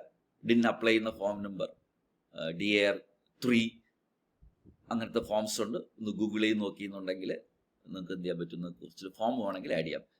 ഇൻസ്റ്റിറ്റ്യൂട്ട് പല സ്ഥലങ്ങളിലും നേരത്തെ ചാപ്റ്ററിലൊക്കെ ഇഷ്ടംപോലെ ഫോംസ് പറഞ്ഞു, ഇൻകോർപ്പറേഷനിലൊക്കെ. പക്ഷേ ഇവിടെ ഫോംസ് പറഞ്ഞിട്ടില്ല. എങ്കിലും വേണമെങ്കിൽ നിങ്ങൾ ഗൂഗിൾ ചെയ്യട്ടെ. ഡിൻ അപ്ലൈ ചെയ്യുന്ന ഫോം DR3, അതുപോലെ സറണ്ടർ ചെയ്യുന്ന ഫോം, ഓൾട്ടർ ചെയ്യുന്ന ഫോം DR3, 4, 5, 6 അത്രയും ഫോംസ് ഉണ്ട്. ഒന്ന് നോക്കി വയ്ക്കുന്നതല്ല. ഇവിടെ ഫോം നമ്പർ ഡിന്നിലാണ്. അതുകൊണ്ട് ഡിൻ ഫോംസ് നോക്കി വയ്ക്കുന്നത് നല്ലതാണ്. അതുപോലെ ഡയറക്ടർ ഐഡൻറ്റിഫിക്കേഷൻ ബന്ധപ്പെട്ട എല്ലാ ഫോംസും ഒന്ന് നോക്കി വയ്ക്കുന്നത് നല്ല. ചുമ്മാ ഗൂഗിൾ ചെയ്ത് കിട്ടും. വീട്ടിലെ ഡയറക്ടർ ഐഡൻറ്റിഫിക്കേഷൻ നമ്പർ ഞാൻ പറഞ്ഞു, ഒരു കമ്പനിയുടെ ഡയറക്ടറിനെ ഐഡൻറ്റിഫൈ ചെയ്യുന്ന നമ്പറാണ് ഡിൻ. ഇൻകം ടാക്സിൽ പാന് പോലെയാണ് കമ്പനി ലോയിൽ ഡിൻ. ഒരു വ്യക്തിക്ക് ഒരു ഡിൻ മാത്രമേ കിട്ടത്തുള്ളൂ, ഒന്നിൽ കൂടുതൽ ഡിന്ന് കിട്ടത്തില്ല. അഥവാ എടുത്താൽ അതൊരു ഒഫൻസാണ്. അതുകൊണ്ട് തന്നെ ഉടനെ സറണ്ടർ ചെയ്യണം. അങ്ങനെ ഉണ്ടാവത്തില്ല. ഇപ്പോൾ കമ്പ്യൂട്ടറൈസ്ഡ് ആണ് അപ്ലൈ ചെയ്യുന്നത്, അതുകൊണ്ട് തന്നെ ഒരു ഡിന്നേ കിട്ടത്തുള്ളൂ. എങ്കിലും പറഞ്ഞു പോകുന്നുള്ളൂ, there should be only 1 DIN. So DIN വേണം എന്ന് പറയുന്ന സെക്ഷൻ 153 ആണ്. 153 is the section which speaks about the requirement of DIN. അതിൻ്റെ അകത്ത് വേറെ ഒന്നും പറഞ്ഞിട്ടില്ല, വേറെ ഒന്നും എഴുതിയിട്ടുമില്ല. ഒന്ന് വായിച്ചു നോക്കി നിങ്ങൾക്ക് അറിയാൻ പറ്റും. എല്ലാ ഡയറക്ടർമാരും ഒരു കമ്പനിയിൽ ഡയറക്ടർ ആവുന്ന മുമ്പ് ensure that they have A valid didn't. അല്ലേ? ഇപ്പോൾ ഇൻകം ടാക്സ് അസസ് ചെയ്യാവണമെങ്കിൽ പാൻ വേണ്ടേ? അതുപോലെ തന്നെ കമ്പനിയിൽ ഡയറക്ടർ ആവാനായിട്ട് നിങ്ങൾക്ക് എന്ത് വേണം? ഡിന്ന് വേണം. അപ്പോൾ ഡിന്ന് അപ്ലൈ ചെയ്യണം. ഡിന്ന് അപ്ലൈ ചെയ്ത് നമ്പർ എടുക്കുക. ലൈഫിൽ ഒരു ഡിന്നേ കിട്ടത്തുള്ളൂ. ഒരു ഡിന്ന് വെച്ചിട്ടാണ് നമ്മൾ മൾട്ടിപ്പിൾ കമ്പനി, എത്ര കമ്പനി നമുക്ക് ഇവിടെ പഠിക്കാനില്ല എന്ന് തോന്നുന്നു. ഒരു വ്യക്തിക്ക് അറൗണ്ട് 20 കമ്പനിയിൽ ഡയറക്ടർ ആവാം ഇന്ത്യയിൽ. അത് വേണമെങ്കിൽ കുറിച്ച് വയ്ക്കുക. ഒരു വ്യക്തിക്ക് 20 കമ്പനി ഡയറക്ടർ ആവാം. ആ 20 കമ്പനി ഡയറക്ടർ ആവാൻ ഒരു ഡിന്നേ ഉള്ളൂ, ഒരു ഡിൻ നമ്പറേ കിട്ടത്തുള്ളൂ. അപ്പോൾ ഇതിൻ്റെ ഫോംസ് ഒന്ന് റെഫർ ചെയ്യുന്നതല്ലാണ്. ഒന്ന് ഗൂഗിൾ ചെയ്ത് കഴിഞ്ഞാൽ നിങ്ങൾക്ക് കിട്ടും, ഡിൻ ഫോംസ് കിട്ടും. അതും കൂടെ ഒന്ന് നോക്കുന്നതല്ല. അപ്പോൾ കുറച്ചുകൂടി മാർക്ക് എടുക്കാനുള്ള സാധ്യത കൂടുതലായി. ഓക്കെ, ചുമ്മാ ഗൂഗിളിൽ ഡിൻ ആപ്ലിക്കേഷൻ ഫോംസ് നടിച്ചാൽ മതി, അപ്പോൾ കിട്ടും കേട്ടോ. ഫോം നമ്പർ മാത്രം ഒന്ന് പഠിച്ചു. ഇതിൻ്റെ അകത്ത് വേറെ ഒന്നും തന്നെ ഇൻസ്റ്റിറ്റ്യൂട്ട് എഴുതിയിട്ടില്ല, ഇത്രയേ ഉള്ളൂ. അപ്പോൾ ഒന്നുകൂടി പറയാം, ഒരു വ്യക്തിക്ക് ഇന്ത്യയിൽ ഡയറക്ടർ ആവണമെങ്കിൽ മാൻഡേറ്ററി ആയിട്ട് വേണ്ട ഒരു കണ്ടീഷനാണ് ഡിൻ. ഒരു ഡിന്നെ ഒരു വ്യക്തി കിട്ടത്തുള്ളൂ. അത് വെച്ച് 20 കമ്പനി ഇന്ത്യയിൽ എന്താവും, നമുക്ക് ഡയറക്ടർ ആവാം. 20 കമ്പനിക്ക് മുകളിൽ ഡയറക്ടർ ആവാൻ പറ്റത്തില്ല. പിന്നെ മൾട്ടിപ്പിൾ ഡിന്ന് ഇല്ലീഗലാണ്, മൾട്ടിപ്പിൾ പാൻ ഇല്ലീഗലാണ്, അതുപോലെ തന്നെ മൾട്ടിപ്പിൾ ഡിന്നും ഇല്ലീഗലാണ്. ഈ ഒരിക്കൽ ഡിന്നെടുത്തിട്ട് പിന്നെ കമ്പനികളിലൊന്നും ഡയറക്ടർ ആവാത്ത ആൾക്കാരുണ്ടാവും അല്ലേ? ഇപ്പം എന്തെങ്കിലും ഒരു ആവശ്യത്തിന് വേണ്ടി ഡിന്നെടുത്തിട്ട് ഏതെങ്കിലും ഒരു കമ്പനി ഡയറക്ടർ ആവാൻ വേണ്ടി എടുത്തായിരിക്കും, പിന്നെ നമ്മൾ അവിടെ നിന്ന് കളഞ്ഞിട്ട് പോയി. അപ്പോൾ അങ്ങനെയൊക്കെ ഉള്ളപ്പോൾ ഡിൻ എന്ത് ചെയ്യണം? നിങ്ങൾ സറണ്ടർ ചെയ്യുന്നതാണ് നല്ലത്. പിന്നെ ഡിന്നിനെ ക്യാൻസൽ ചെയ്യാം. അതുപോലെ കുട്ടികളെ, നിങ്ങൾ ഡിൻ എടുത്തതിന് ശേഷം ഡിന്നിൽ ഒരുപാട് ഇൻഫോർമേഷൻ കൊടുക്കും. നമ്മളെ പേര്, full name, surname, date of birth, address, nearest post office, ഇങ്ങനെ കുറേ ഡീറ്റെയിൽസ് കൊടുക്കും. നമ്മൾ identity, that means proof of identity, Aadhaar card, അതുപോലെ പാൻ കാർഡ്, അതുപോലെ തന്നെ പാസ്പോർട്ട്, ഇതെല്ലാം നമ്മൾ കൊടുക്കും. സോ അഡ്രസ്സൊക്കെ ചിലപ്പോൾ ചേഞ്ച് ആവും. അങ്ങനെ ഡിന്നിൽ കൊടുത്ത എന്തെങ്കിലും ഇൻഫോർമേഷൻ പിന്നൊരു കാലത്ത് മാറുകയാണല്ലോ, there is a change of information, then അതിനെ നമ്മൾ എന്ത് ചെയ്യണം? ROCയിൽ അപ്ഡേറ്റ് ചെയ്യണം. അപ്പോൾ അത് നിങ്ങൾ എന്ത് ചെയ്യണം? ചെയ്യേണ്ടി വരും. അതുപോലെ തന്നെ KYC എന്നൊരു സംഭവമുണ്ട്. വർഷത്തിലൊരിക്കൽ ഡിന്നിൻ്റെ നോ യുവർ ക്രെഡൻഷ്യൽസ് KYC എന്ത് ചെയ്യാറുണ്ട്? അപ്ഡേറ്റ് ചെയ്ത് കൊടുക്കണം. അങ്ങനെ പ്രൊസീജിയറൽ പരമായിട്ട് കുറേ കാര്യങ്ങളുണ്ട്. നമുക്ക് തൽക്കാലം നമ്മുടെ സിലബസിൽ അതൊന്നുമില്ല. എങ്കിലും സാർ ഒന്ന് പറഞ്ഞു പോയെന്നുള്ളൂ. ഡിൻ ഒരു മാൻഡേറ്ററി റിക്വയർമെൻ്റ് ആണ്, സെക്ഷൻ 153. അപ്പോൾ ചിലർ ചോദിക്കും, ഡിൻ ഇല്ലാതെ ഡയറക്ടർ ആവാൻ പറ്റുമെന്ന്? പറ്റത്തില്ല. DIN is a prerequisite, mandatory ആയിട്ടുള്ളൊരു പ്രീ റിക്വിസിറ്റ് ആണ് ഡിന്ന്. അതുകൊണ്ട് തന്നെ ഡയറക്ടർ ഇന്ത്യയിൽ കമ്പനിയിൽ ഡയറക്ടർ ആവണമെങ്കിൽ ഡിന്ന് മാൻഡേറ്ററി ആണ്. ഓക്കെ, അടുത്തത് ക്വാളിഫിക്കേഷൻ. വളരെ ഇൻട്രസ്റ്റിംഗ് ആയിട്ടുള്ള കാര്യമാണ്. ഞാൻ നേരത്തെ പറഞ്ഞു, ഏജ് ആണ് ക്വാളിഫിക്കേഷൻ, 18 years. പിന്നെ സ്വഭാവമായിട്ട് ഒത്തിരി കോൺട്രാക്ട് ആയതുകൊണ്ട് അദ്ദേഹം ഇന്ത്യൻ കോൺട്രാക്ട് ആക്ട് പ്രകാരം കോമ്പീറ്റൻറ്റ് ടു കോൺട്രാക്ട് ആയിരിക്കണം. ഇത് ഒഴികെ ഒരു അക്കാഡമിക് ക്വാളിഫിക്കേഷനും പറഞ്ഞിട്ടില്ല. ഇത്ര ഡിഗ്രി വേണമെന്നോ, CA ആയിരിക്കണമെന്നോ, കോസ്റ്റ് അക്കൗണ്ട് ആയിരിക്കണമെന്നോ, കമ്പനി സെക്രട്ടറി ആയിരിക്കണമെന്നോ, അല്ലെങ്കിൽ MBA വേണം, അങ്ങനെയൊന്നും പറഞ്ഞിട്ടില്ല. ഒരു ക്വാളിഫിക്കേഷനും പറഞ്ഞിട്ടില്ല. അതുപോലെ തന്നെ ഒരു കമ്പനിയിലെ ഒരുപാട് കുട്ടികൾക്ക് ഡൗട്ടാണ് എത്ര ഷെയർ എടുത്ത ഡയറക്ടർ ആവാം. അങ്ങനെ ഒരു കൺസെപ്റ്റ് കമ്പനീസ് ആക്ടിൽ ഇപ്പോൾ ഇല്ല. ഷെയർ ക്വാളിഫിക്കേഷൻ ഒരു കൺസെപ്റ്റ് ഇല്ല. ഒരു ഷെയർ എടുത്തില്ലെങ്കിലും ഷെയർ ഹോൾഡർ അല്ലാത്തൊരാൾക്കും ഒരു കമ്പനിയിൽ എന്താവും, കുട്ടികളെ ഡയറക്ടർ ആവും. അപ്പോൾ അതുകൊണ്ട് തന്നെ there is no minimum qualification or professional qualification stated for a director in the Companies Act, but you have to check your articles. ചില കമ്പനിയുടെ ആർട്ടിക്കിൾസിൽ മേ ബി ചിലപ്പോൾ ചില എലിജിബിലിറ്റി ക്രൈറ്റീരിയ പറയാമെന്നേ പറഞ്ഞിട്ടുള്ളൂ, ഉണ്ടെങ്കിൽ അത് കംപ്ലൈ ചെയ്യണം. നമുക്ക് അറിഞ്ഞുകൂടാ, ചില കമ്പനികളുടെ എന്താണ്, ഒരു ഹോസ്പിറ്റലാണെങ്കിൽ ചിലപ്പോൾ ഡോക്ടർ ആവണമെന്നൊക്കെ എഴുതി വെക്കാം അല്ലേ, അതൊക്കെ ആവാം. അപ്പോൾ അതൊക്കെ ആ കമ്പനിയുടെ ആർട്ടിക്കിൾസിന് ഡിപ്പെൻഡ് ചെയ്തിരിക്കും. അല്ലാതെ കമ്പനീസ് ആക്ടിൽ അങ്ങനെ ഒരു പ്രൊവിഷൻ ഇല്ല. സോ ക്വാളിഫിക്കേഷൻ ഇത്രയേ ഉള്ളൂ. There is no qualification stated for a director. പക്ഷേ 18 വയസ്സ് മറക്കരുത്, കോൺട്രാക്റ്റ് ആയിട്ട് മറക്കരുത്. കാരണം ഇന്ത്യയിൽ ഒരു ഡയറക്ടർ ആവാന്ന് വെച്ചാൽ ഒരു കോൺട്രാക്ട് എൻട്രിങ് തുല്യമാണ്. So he or she should be competent to contract. പക്ഷെ അത്ഭുതം എന്ന് പറയുന്നത് ഡിസ്ക്വാളിഫിക്കേഷൻ ഉണ്ട്. ഇപ്പം എന്താ, ക്വാളിഫിക്കേഷൻ ഇല്ല, പക്ഷെ ഡിസ്ക്വാളിഫിക്കേഷൻ ഉണ്ട്. എക്സാമിന് ചോദിക്കാൻ പറ്റിയ വളരെ ഇമ്പോർട്ടൻ്റ് ആയിട്ടുള്ള, ടേക്ക് ഇറ്റ് ഫ്രം മീ, വളരെ വളരെ ഇമ്പോർട്ടൻ്റ് ആയിട്ടുള്ള ഒരു ഏരിയ ആണ് 12.2.5 കിടക്കുന്ന ഡിസ്ക്വാളിഫിക്കേഷൻ. സെക്ഷൻ 164. സെക്ഷൻ 164 വളരെ ഫേമസ് ആ സെക്ഷനാണ്, which speaks about the disqualification of directors. അപ്പോൾ മനസ്സിലാക്കേണ്ടതാണ്, ക്വാളിഫിക്കേഷൻസ് ഇല്ല, പക്ഷെ ഡിസ്ക്വാളിഫിക്കേഷൻസ് ഉണ്ട്. അപ്പോൾ എല്ലാ കുട്ടികളും ശ്രദ്ധിച്ച് കേൾക്കുക. പ്രത്യേകിച്ച് എൻ്റെ തന്നെ CMA കുട്ടികളുണ്ട്, കൃഷ്ണയുണ്ട്, ഗൗരിയുണ്ട്, കാവ്യയുണ്ട്, അശ്വതിയുണ്ട്, അതുപോലെ വൈഷ്ണവുണ്ട്.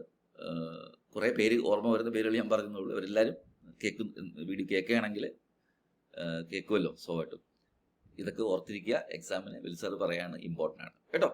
Disqualification of director section 164. കുട്ടികളെ 164 സബ്സെക്ഷൻ 1ഉം 164 സബ്സെക്ഷൻ 2 ആയിട്ട് തിരിച്ചിട്ടുണ്ട്. ഒത്തിരി എലോബറേറ്റ് ആയിട്ട് നിങ്ങൾക്ക് പഠിക്കേണ്ട. CMAക്കാർക്ക് ഇന്റർമീഡിയറ്റിൽ എക്സിക്യൂട്ടീവ് പ്രോഗ്രാം ഇന്റർമീഡിയറ്റിൽ പഠിക്കുന്നുണ്ട്. പക്ഷേ ഫൈനലിൽ നിങ്ങൾ കുറച്ച് ഡീറ്റെയിൽ ആയിട്ട് പഠിക്കും. അപ്പോൾ താഴെ പറയുന്ന ആൾക്കാർക്ക് ഒരു കമ്പനിയിലെ ഡയറക്ടർ ആവാൻ അയോഗ്യതയുണ്ട്, ഡിസ്ക്വാളിഫിക്കേഷൻ. ഏതൊക്കെയാണ് നമുക്ക് നോക്കാം. 1, he is of unsound mind and so declared by a competent board. മനസ്സിന് സ്ഥിരതയില്ലാത്ത ആൾക്കാരെയാണ് നമ്മൾ അൺസൗണ്ട് മൈൻഡ് എന്ന് പറയുന്നത്. അതൊരു ഡോക്ടർ പറഞ്ഞാൽ പോരാ, കോടതിയിൽ അങ്ങനെ ഒരു വിധിയുണ്ട്. ഈ വ്യക്തി ഒരു അൺസൗണ്ട് മൈൻഡുകാരനാണെന്ന് കോടതി തന്നെ വിധിച്ചിട്ടുണ്ട്. അത്തരം ലുനാറ്റിക് ആയിട്ടുള്ള അൺസൗണ്ട് മൈൻഡ് ആൾക്കാരെ നമുക്ക് കമ്പനി ഡയറക്ടറാക്കാൻ പറ്റത്തില്ല. കാരണം കമ്പനിയുടെ ഡയറക്ടർ ആവാന്ന് വെച്ചാൽ ഒത്തിരി ദൗത്യങ്ങളും റെസ്പോൺസിബിലിറ്റീസ് ഒക്കെ ചെയ്യേണ്ട ആളല്ലേ. അപ്പോൾ ഇത്തരം ആൾക്കാരെ നമുക്ക് ഡയറക്ടറായിട്ട് പ്രോത്സാഹിപ്പിക്കാൻ പറ്റത്തില്ല. 2, ഹീസ് എൻ അൺഡിസ്ചാർജ് ഇൻസോൾവെന്റ്. നിങ്ങൾക്കറിയാം, ഇൻസോൾവെന്റ് എന്ന് വെച്ചാൽ പാപ്പരാവുക. അദ്ദേഹത്തിൻ്റെ ലയബിലിറ്റി അദ്ദേഹത്തിൻ്റെ അസറ്റിനായിട്ട് കൂടുതലാണ്. അങ്ങനെ കോടതിയിൽ നിന്നും അദ്ദേഹത്തിന് വിധിയുണ്ട്. അദ്ദേഹം ഒരു ഇൻസോൾവെന്റ് ആണ്. അത്തരം ഇൻസോൾവെൻസിനും ഒരു കമ്പനിയിൽ ഡയറക്ടർ ആവാൻ പറ്റത്തില്ല. 3, he has applied to be adjudged as an insolvent and his application is pending. മൂന്നാമത്തത്, അദ്ദേഹം ഇപ്പോൾ ഇൻസോൾവെന്റ് ആയിട്ടില്ല, പക്ഷെ അദ്ദേഹം കോടതിയെ സമീപിച്ചിട്ടുണ്ട് അദ്ദേഹത്തിന് പാപ്പരാക്കണമെന്ന് പറഞ്ഞു. അപ്പോൾ ആ പെറ്റീഷൻ കോടതിയിൽ കിടക്കുന്ന കാലം ഇദ്ദേഹത്തിന് എന്താകാൻ പറ്റത്തില്ല, ഡയറക്ടർ ആവാൻ പറ്റത്തില്ല. ഓക്കെ കുട്ടികളെ, അടുത്തത് വളരെ ഇമ്പോർട്ടൻ്റ് ആണ്, ശ്രദ്ധിച്ച് പഠിക്കേണ്ട. കൃഷ്ണയും എൻ്റെ കുട്ടികളെല്ലാവരും ഇത് ശ്രദ്ധിച്ച് കേൾക്കുക. D വളരെ ഇമ്പോർട്ടൻ്റ് ആണ്. He has been convicted by a court of an offence whether involving moral turpitude or otherwise, and sentenced in respect thereof to imprisonment for not less than 6 months. And a period of 5 years has not elapsed from the date of expiry of the sentence. അപ്പോൾ എന്താണ്, ഒരു വ്യക്തി അദ്ദേഹം കോടതി അദ്ദേഹത്തിനെ ഒരു ഒഫൻസിൽ ശിക്ഷിച്ചു. Offence എന്ന് പറയുന്നത് സ്വഭാവദൂഷ്യം കൊണ്ടുള്ള ഒഫൻസ് ആവാം. അതാണ് മോറൽ ടർപ്പിറ്റ്യൂഡ്. ഇതാണ് മോറൽ ടർപ്പിറ്റ്യൂഡ് എന്ന് വെച്ചാൽ സ്വഭാവദൂഷ്യമുള്ള ഒരു തെറ്റ് ചെയ്യുന്നതാണ്. ആറ്റിറ്റ്യൂഡിന്റെ ഓപ്പോസിറ്റ് ആണ് ടർപ്പിറ്റ്യൂഡ്. ആറ്റിറ്റ്യൂഡ് പോസിറ്റീവ് ആണ്, ടർപ്പിറ്റ്യൂഡ് നെഗറ്റീവ് ആണ്. മോറൽ ആയിട്ടുള്ള അല്ലെങ്കിൽ വേറെ തരം ഒഫൻസ്. അങ്ങനെ അദ്ദേഹത്തിന് കോടതി ശിക്ഷിച്ചത്ര. അദ്ദേഹത്തിന് മിനിമം 6 മാസത്തിൽ കുറയാതെ ജയിൽ ശിക്ഷ കിട്ടി. ഇത്രയാണ് മിനിമം. 6 മാസത്തിൽ കുറയാതെ ജയിൽ ശിക്ഷ കിട്ടി. എന്നിട്ടോ, and a period of 5 years has not elapsed from the expiry of the sentence. ജയിൽ ശിക്ഷ കഴിഞ്ഞ് അദ്ദേഹത്തിന് 5 വർഷമായിട്ടുമില്ല. അപ്പം അതിനർത്ഥം എന്താണ്? പോയിന്റ് നമ്പർ 1, അദ്ദേഹം ഒരു ഒഫൻസിലകപ്പെട്ടു, കോടതി ശിക്ഷിച്ചു. Point number 2. പോയിന്റ് നമ്പർ 3, എത്ര കാലത്ത് ശിക്ഷിച്ചു? മിനിമം 6 മാസമെങ്കിലും ജയിൽ ശിക്ഷിക്കണം. അത് 5 മാസം ശിക്ഷിച്ച ആൾക്ക് ഈ ഡിസ്ക്വാളിഫിക്കേഷൻ അട്രാക്റ്റഡ് അല്ല. 2 മാസമോ 3 മാസമോ ഒക്കെ ശിക്ഷിച്ചവർക്ക് ഈ ഡിസ്ക്വാളിഫിക്കേഷൻ അട്രാക്റ്റഡ് അല്ല. In order to attract the disqualification, the imprisonment should be for a minimum period of 6 മാസം. 6 മാസത്തേക്കെങ്കിലും അയാളെ ശിക്ഷിച്ചിരിക്കണം. ഇനി എത്ര വർഷത്തേക്കാണ് ഡിസ്ക്വാളിഫിക്കേഷൻ? അതാണ് പോയിന്റ്. നമ്മളെ ചോദ്യം ജയിലിൽ കിടന്നോ എന്നുള്ളതല്ലോ. എത്ര വർഷത്തേക്കാണ്? ജയിൽ ശിക്ഷ അനുഭവിച്ചതിന് ശേഷം, അതാണ് after the expiry of the tenure of sentence, ജയിൽ ശിക്ഷ പ്ലസ് 5 years. മനസ്സിലായോ? അപ്പൊ ജനുവരി 1-ാം തീയതി ഒരാളെ ജയിൽ ശിക്ഷയ്ക്ക് വിധിച്ചാൽ അദ്ദേഹം ജയിലിൽ പോയി, അദ്ദേഹം 1 വർഷം ജയിലിൽ കിടന്നാൽ, അപ്പോൾ ആ 1 വർഷം കഴിഞ്ഞു. 2000-ലാണ് സംഭവമാണെങ്കിൽ 2001 അല്ലെങ്കിൽ 2010 സംഭവമാണെങ്കിൽ 2011 1 വർഷം ജയിൽ ശിക്ഷ കഴിഞ്ഞു. ഇനി 5 വർഷം ഡിസ്ക്വാളിഫിക്കേഷൻ. അപ്പോൾ നിങ്ങൾ ആദ്യം പരീക്ഷയ്ക്ക് പ്രാക്ടിക്കലായിട്ട് ചോദിച്ചാൽ മനസ്സിലാക്കേണ്ടത് എത്ര പീരീഡിലേക്കാണ് ജയിൽ ശിക്ഷ. പക്ഷെ എത്ര വേണം? മിനിമം 166 അട്രാക്റ്റ് ആവാൻ എത്ര വേണം? 6 മാസം ജയിൽ ശിക്ഷ വേണം മിനിമം. അപ്പോൾ 8 മാസമാവാം, 9 മാസമാവാം, 7 മാസമാവാം, 1 വർഷമാവാം, 2 വർഷമാവാം. അപ്പോൾ അത്തരത്തിൽ എത്ര വർഷമാണോ ജയിൽ ശിക്ഷ, ആ പീരീഡ് കഴിഞ്ഞ്, അതായത് ആ ജയിൽ ശിക്ഷ അനുഭവിച്ചതിന് ശേഷം എക്സ്പയറി ഓഫ് ദ സെന്റൻസ് ആണ്, അവിടെ നിന്നും 5 വർഷത്തേക്ക് അയാൾ ഇന്ത്യയിലെ ഒരു കമ്പനിയും ഡയറക്ടർ ആവാൻ പാടില്ല. 5 year ആണ് ബാൻ. ക്ലിയർ ആയല്ലോ അല്ലേ? ഇനി ചോദ്യം, ഈ ജയിൽ ശിക്ഷ പറഞ്ഞല്ലോ മിനിമം 6 മാസം വേണമെന്ന്. ഞാൻ പറഞ്ഞു 6 കഴിഞ്ഞാലല്ലേ ഈ സെക്ഷൻ 166 അട്രാക്ട് ആവത്തുള്ളൂ. ചിലപ്പോൾ ഒരാൾ 7 മാസത്തേക്ക് ജയിൽ ശിക്ഷയ്ക്ക് വിധിക്കാം, 4 മാസത്തേക്ക് വിധിക്കാം, 1 വർഷത്തേക്ക് വിധിക്കാം, 2 ആവാം, 4 ആവാം. അങ്ങനെ 7 വർഷത്തേക്ക് ജയിൽ ശിക്ഷയ്ക്ക് വിധിച്ച ഒരാളാണെങ്കിൽ പിന്നെ 5 വർഷം ബാൻ ഇല്ല, പെർമനന്റ് ബാനാണ്. അപ്പോൾ കൂടിയ ഒഫൻസ് ചെയ്ത്, അല്ല ഇന്ത്യയിൽ അറിയാലോ 7 വർഷമോ 7 വർഷത്തിന് മുകളിലോ ജയിൽ ശിക്ഷ വരിക എന്ന് വെച്ചാൽ അദ്ദേഹം ചെയ്തിട്ടുള്ള ഒഫൻസ് എന്ന് പറയുന്നത് ഹീനമായ ഒഫൻസ് ആയിരിക്കും. അത്തരത്തിലുള്ള ആളാണെങ്കിൽ പിന്നെ 5 വർഷം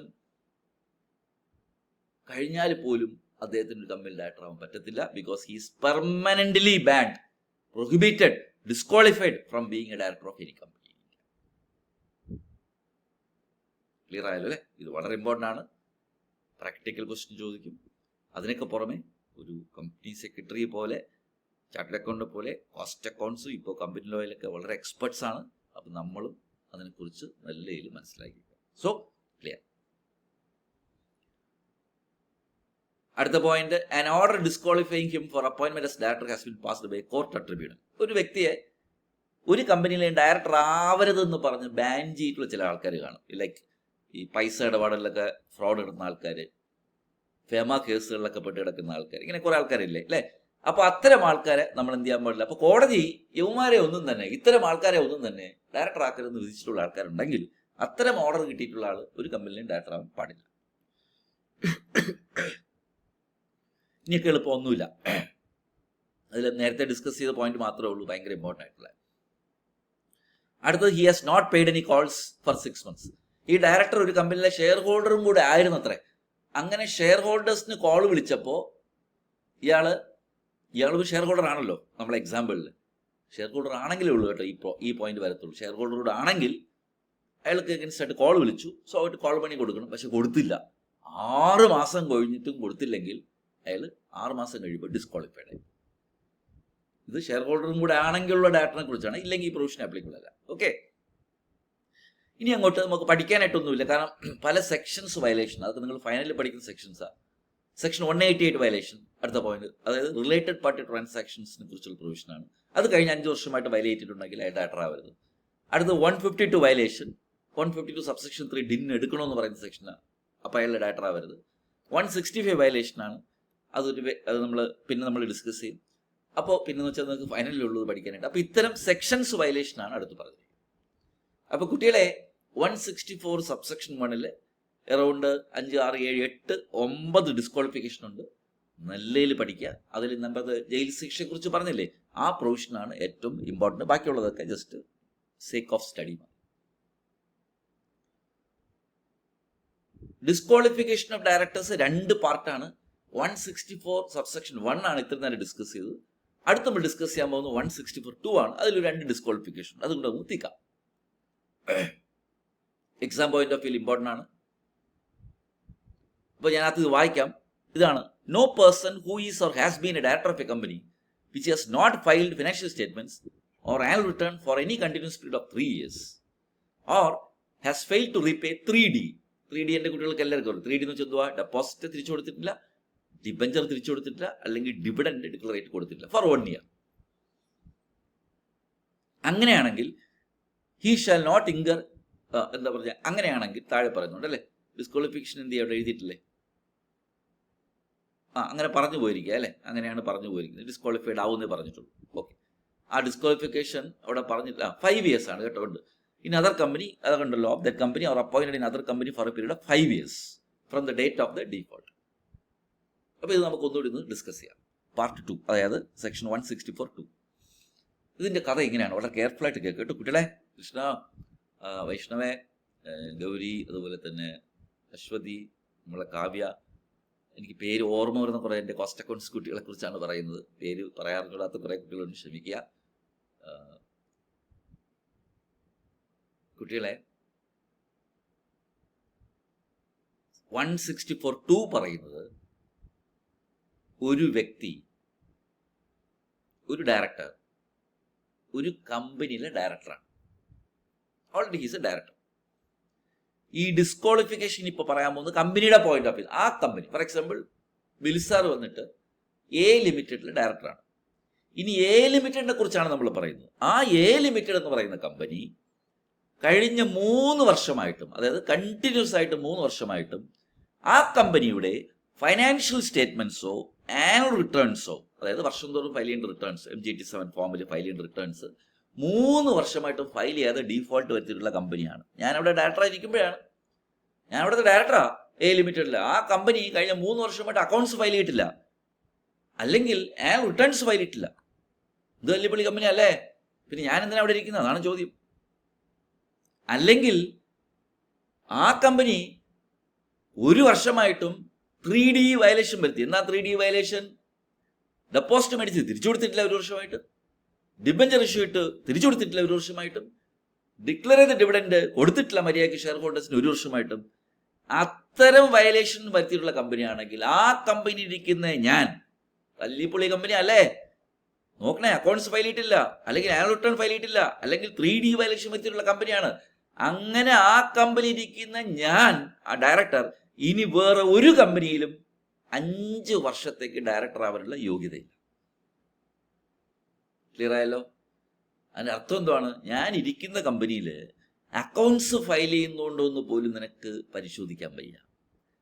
അവിടുത്തെ 3D ഡെപ്പോസിറ്റ് മേടിച്ച് തിരിച്ചു കൊടുക്കാൻ നിനക്ക് വയ്യ. അവിടുത്തെ ഡിവിഡൻഡ് ഡിക്ലെയർ ചെയ്തിട്ട് നിങ്ങൾക്ക് തിരിച്ചു കൊടുക്കാൻ പൈസ കൊടുക്കാൻ വയ്യ. ഡിബഞ്ചർ ഇഷ്യൂ ആയിട്ട് തിരിച്ചു കൊടുക്കാൻ വയ്യ.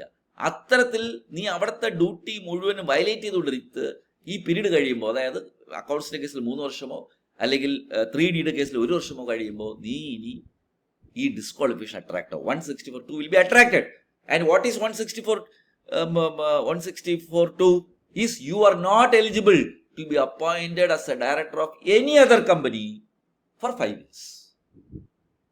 കൊള്ളാം അല്ലേ? അപ്പോൾ മര്യാദയ്ക്ക് വേണം കമ്പനി ഇരിക്കാൻ. നിങ്ങൾ ഇരിക്കുന്ന കമ്പനികളിലെ അക്കൗണ്ട്സ് ഫയൽ ചെയ്യുന്നുണ്ടോ എന്ന് പരിശോധിക്കണം. നിങ്ങളിരിക്കുന്ന കമ്പനിയിലെ ആനുവൽ റിട്ടേൺസ് ഫയൽ ചെയ്യുന്നുണ്ടോ എന്ന് പരിശോധിക്കണം. നിങ്ങളിരിക്കുന്ന കമ്പനിയിലെ ഡെപ്പോസിറ്റും ഡിബഞ്ചർസും ഡിവിഡൻഡും ഒക്കെ സമയസമയത്തിന് കൊടുത്തു തീർക്കാനുള്ള ദൗത്യം നിങ്ങൾ ചെയ്യണം. ഇല്ലാത്ത പക്ഷം നിങ്ങൾ വേറെ ഒരു കമ്പനിയിലും ഇനി 5 വർഷത്തേക്ക് എന്താവത്തില്ല, ഡയറക്ടർ ആവത്തില്ല. ഓക്കെ, അപ്പോൾ കുട്ടികളെ, വളരെ ഇമ്പോർട്ടൻ്റ് ഞാൻ പറയുന്നു, പൊന്നു കുട്ടികളെ, ഈ കേൾക്കുന്ന കേരളത്തിലെ മലയാളികളായിട്ടുള്ള എല്ലാ കോസ്റ്റ് അക്കൗണ്ട്സ് കുട്ടികളും എക്സിക്യൂട്ടീവ് പഠിക്കുന്ന കുട്ടികളും ഡിസ്ക്വാളിഫിക്കേഷൻ തറവായിട്ട് പഠിക്കണം. എക്സാം പോയിന്റ് ഓഫ് വ്യൂ വളരെ ഇമ്പോർട്ടൻ്റ് ആണ്. അതിനൊക്കെ പുറമെ പ്രാക്ടിക്കലി ഇമ്പോർട്ടൻ്റ് ആണ്. കുറച്ചൊരു എലോബറേറ്റ് ആയിട്ടൊക്കെ ഡീറ്റെയിൽഡ് ഒക്കെ നമുക്ക് ഫൈനലിൽ നമുക്ക് പഠിപ്പിക്കാം കേട്ടോ. ഞാൻ പറഞ്ഞല്ലോ, കമ്പനി സെക്രട്ടറിമാർക്ക് 100-150 പേജുണ്ട് ഡയറക്ടർ മാത്രം. എനിക്ക് തോന്നുന്നു 3 ചാപ്റ്റർ എന്തോ ഉണ്ട് പഠിക്കാനായിട്ട്. അതിനെയാണ് നിങ്ങൾക്ക് 3 പേജിൽ വെച്ചിരിക്കുന്നത്. അതുകൊണ്ട് വളരെ എസെൻഷ്യൽ ആയിട്ടുള്ള കാര്യങ്ങളെ പറഞ്ഞിട്ടുള്ളൂ. അതിലും തന്നെ ഇമ്പോർട്ടൻ്റ് ആയിട്ടുള്ള കാര്യങ്ങളാണ് സാറ് വളരെ വ്യക്തമായിട്ടും എക്സാമ്പിൾ സഹിതം പഠിപ്പിക്കുന്നത്. എന്തെങ്കിലും ഡൗട്ട് ഉണ്ടെങ്കിൽ ചോദിക്കാം. അപ്പോൾ ഡയറക്ടേഴ്സിൻ്റെ ഡ്യൂട്ടീസും ഡിസ്ക്വാളിഫിക്കേഷനും ഒക്കെ കഴിഞ്ഞു. ഇനി അപ്പോയിന്റ് ചെയ്തതിനെ കുറിച്ചൊക്കെ ഞാൻ പറഞ്ഞു, ഇവിടെ ഒന്നും ഡീറ്റെയിൽ ആയിട്ടില്ല, ജസ്റ്റ് പറഞ്ഞു പോയിട്ടേ ഉള്ളൂ. അത് നമുക്കൊന്ന് പറയാം. കുട്ടികളെ കമ്പനീസ് ആക്ടിലെ 149 എന്ന് പറയുന്ന സെക്ഷനാണ് ഡയറക്ടർമാരെ അപ്പോയിന്റ് ചെയ്യാൻ പറയുന്ന സെക്ഷൻ 149.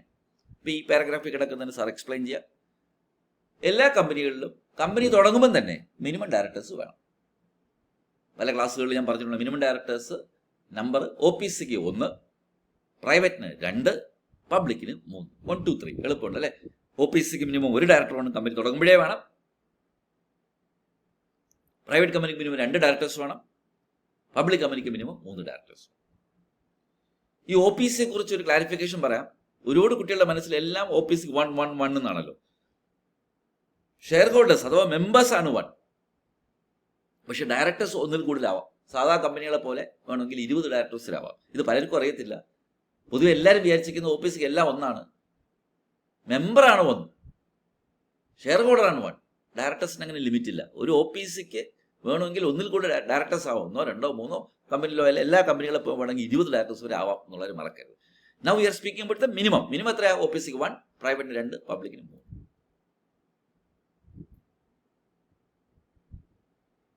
ഓക്കെ. ഞാൻ നേരത്തെ പറഞ്ഞതിൽ നമ്പർ ഓഫ് മാക്സിമം ഡയറക്ടേഴ്സ് 20 എന്ന് പറഞ്ഞല്ലേ, ക്ഷമിക്കണേ, 15 ആണ്. 20 എന്ന് പറയുന്നത് ഒരു വ്യക്തിക്ക് എത്ര കമ്പനിയിൽ ഡയറക്ടർ ആവാൻ പറ്റുന്നില്ല, മാറിപ്പോ ഇടയ്ക്കിടയ്ക്ക്. അപ്പോൾ OPCക്കും മാനേജിംഗ് ഡയറക്ടർ ആവാം, പ്രൈവറ്റ് കമ്പനി മാനേജിംഗ് ഡയറക്ടർ ആവാം, പബ്ലിക് കമ്പനിക്ക് മാനേജിംഗ് ഡയറക്ടർ ആവാം. സോ ഇത്രയും നേരം പറഞ്ഞത് മിനിമം ഡയറക്ടേഴ്സ് ആണ്. അടുത്ത് പറയുന്നത് മാക്സിമം നമ്പർ ഓഫ് ഡയറക്ടേഴ്സ്. അതായത് ഇപ്പോൾ ഞാൻ പറഞ്ഞു maximum number of directors in a company is 15. 20 മറന്നു പോലെ ഒരു വ്യക്തിക്ക് എത്ര കമ്പനിയിൽ ഡയറക്ടർ ആവും എന്നുള്ളതാണ് 20. ബിലുസാറിന് എത്ര കമ്പനിയിൽ ഇന്ത്യയിൽ ഡയറക്ടർ ആവാം? 20 കമ്പനി ഡയറക്ടർ ആവും. അതാണ് ആ 20. ഇപ്പോഴത്തെ ചോദ്യം, ഒരു കമ്പനിയിൽ എത്ര ഡയറക്ടേഴ്സ് ആവാം? മാക്സിമം 15. പക്ഷെ ആ 15 വേണമെങ്കിൽ കൂട്ടാം. ആർട്ടിക്കിൾ സമൻഡ് ചെയ്ത് ഷെയർ ഹോൾഡേഴ്സിന് സ്പെഷ്യൽ റെസൊല്യൂഷൻ പാസ് ചെയ്ത് ഈ 15 വേണമെങ്കിൽ 17, 18, 20, 25 ആക്കാം കേട്ടോ. ഫോർമുല അറിയാലോ അല്ലേ? GM + SR + MGT14. അത് ജനറൽ മീറ്റിംഗ് കൂടി സ്പെഷ്യൽ റെസൊല്യൂഷൻ പാസ് ചെയ്ത് MGT14 ROCയിൽ ഫയൽ ചെയ്ത് ആർട്ടിക്കിൾ സമൻഡ് ചെയ്ത് നിങ്ങൾക്ക് എന്ത് ചെയ്യാൻ വേണമെങ്കിൽ ഒരു കമ്പനിയിലെ നമ്പർ ഓഫ് ഡയറക്ടേഴ്സിന് 15 നിന്നും കൂട്ടാം. മാക്സിമം ലിമിറ്റ് ഒന്നുമില്ല. പക്ഷെ ഐഡിയലായിട്ട് ലോയിൽ പറഞ്ഞിരിക്കുന്നത് 15 മാക്സിമം ഡയറക്ടേഴ്സ്. ഈ 15 എന്നുള്ളത് OPCക്കും 15, പ്രൈവറ്റും 15, പബ്ലിക്കിനും 15. പക്ഷെ അത് കൂട്ടാം ബൈ വേ ഓഫ് ഷെയർ ഹോൾഡേഴ്സിന് തീരുമാനിക്കും. പിന്നെ ചില കമ്പനികൾക്ക് നിങ്ങൾക്ക് സ്റ്റഡി മേറ്റിൽ അധികം ഇല്ല, ഇതൊന്നുമില്ല, നിങ്ങൾ ഫൈനലിൽ പഠിക്കും. ഇതിന് പുറമെ ചില കമ്പനികൾക്ക് വിമൺ ഡയറക്ടർ മാൻഡേറ്ററി ആണ്, ചില കമ്പനികൾക്കുള്ളൂ. ചില കമ്പനികൾക്ക് ഇൻഡിപെൻഡന്റ് ഡയറക്ടേഴ്സ് മാൻഡേറ്ററി ആണ്. 149 സബ്സെക്ഷൻ 4, 149 സബ്സെക്ഷൻ 6, 149 സബ്സെക്ഷൻ 10, 149 സബ്സെക്ഷൻ 11. ഇതിലെല്ലാം ഡിസ്കസ് ചെയ്യും. ഇതെല്ലാം നിങ്ങൾ ഫൈനലിൽ പഠിക്കും. പിന്നെ ഡയറക്ടർമാർക്ക് അഡീഷണൽ ആയിട്ടാണ് അപ്പോയിന്റ് ചെയ്യാം AD, ആൾട്ടർനേറ്റ് ആയിട്ടാണ് അപ്പോയിന്റ് ചെയ്യാം ALD, നോമിനേറ്ററിനെ അപ്പോയിന്റ് ചെയ്യാം ND, കാഷ്വൽ വാക്കൻസി ആയിട്ടാണ് അപ്പോയിന്റ് CVD. സെക്ഷൻ 169, 161, 1, 161, 2, 161, 3, 161, 4. ഇതെല്ലാം നിങ്ങൾ ഫൈനലി പഠിക്കും. ഇവിടെ ഒന്നുമില്ല, ഇവിടെ ആപ്പടെ പറഞ്ഞിട്ടുള്ളൂ, ഇത്രയേ ഉള്ളൂ. കമ്പനിയിലെ ഡയറക്ടർമാർ വേണം. സെക്ഷൻ 149. കമ്പനിയിൽ മിനിമം ഡയറക്ടേഴ്സ് വേണം. OPCക്ക് 1, പ്രൈവറ്റിന് 2, പബ്ലിക്കിന് 3. കമ്പനിയിലെ മാക്സിമം ഡയറക്ടേഴ്സ് എത്ര ആവും? 15. പക്ഷേ ഈ 15 കൂട്ടാം. ഷെയർ ഹോൾഡേഴ്സിന് ആർട്ടിക്കിൾ സമൻഡ് ചെയ്ത് 15 ഇൻക്രീസ് ചെയ്യാം സ്പെഷ്യൽ റെസൊല്യൂഷൻ വഴി. പിന്നെ കാറ്റഗറീസ്, ചില കമ്പനികൾക്ക് ഈ 15 അകത്ത് ഒരാൾ വിമൺ ആയിരിക്കണം, ചില കമ്പനികൾക്ക് ഈ 15 അകത്ത് 2 പേര് ഇൻഡിപെൻഡന്റ് ആയിട്ട് ആയിരിക്കണം. അങ്ങനെയൊക്കെ ചില നിബന്ധനകളുണ്ട്. അത് ഫൈനലിലുള്ള സിലബസിൽ. ഓക്കെ കുട്ടികളെ, അടുത്ത് ഇനി കയറുന്ന പോലെ ഇറക്കണ്ടേ? റിട്ടയർമെന്റ് റൊട്ടേഷൻ ഓഫ് ഡയറക്ടേഴ്സ് ആണ്. കുറച്ച് ടെക്നിക്കലായിട്ടുള്ള ചില പോയിന്റ്സ് ഉണ്ട്, പക്ഷെ നിങ്ങൾക്ക് ജസ്റ്റ് പറഞ്ഞു പോയിട്ടേ ഉള്ളൂ, ഒരു റെഫറൻസ് ആയിട്ട് പറഞ്ഞു പോയിട്ടേ ഉള്ളൂ. ഫൈനലിൽ നിങ്ങൾ ഇത് ലോബറേറ്റ് ആയിട്ട് നിങ്ങൾ പഠിക്കും.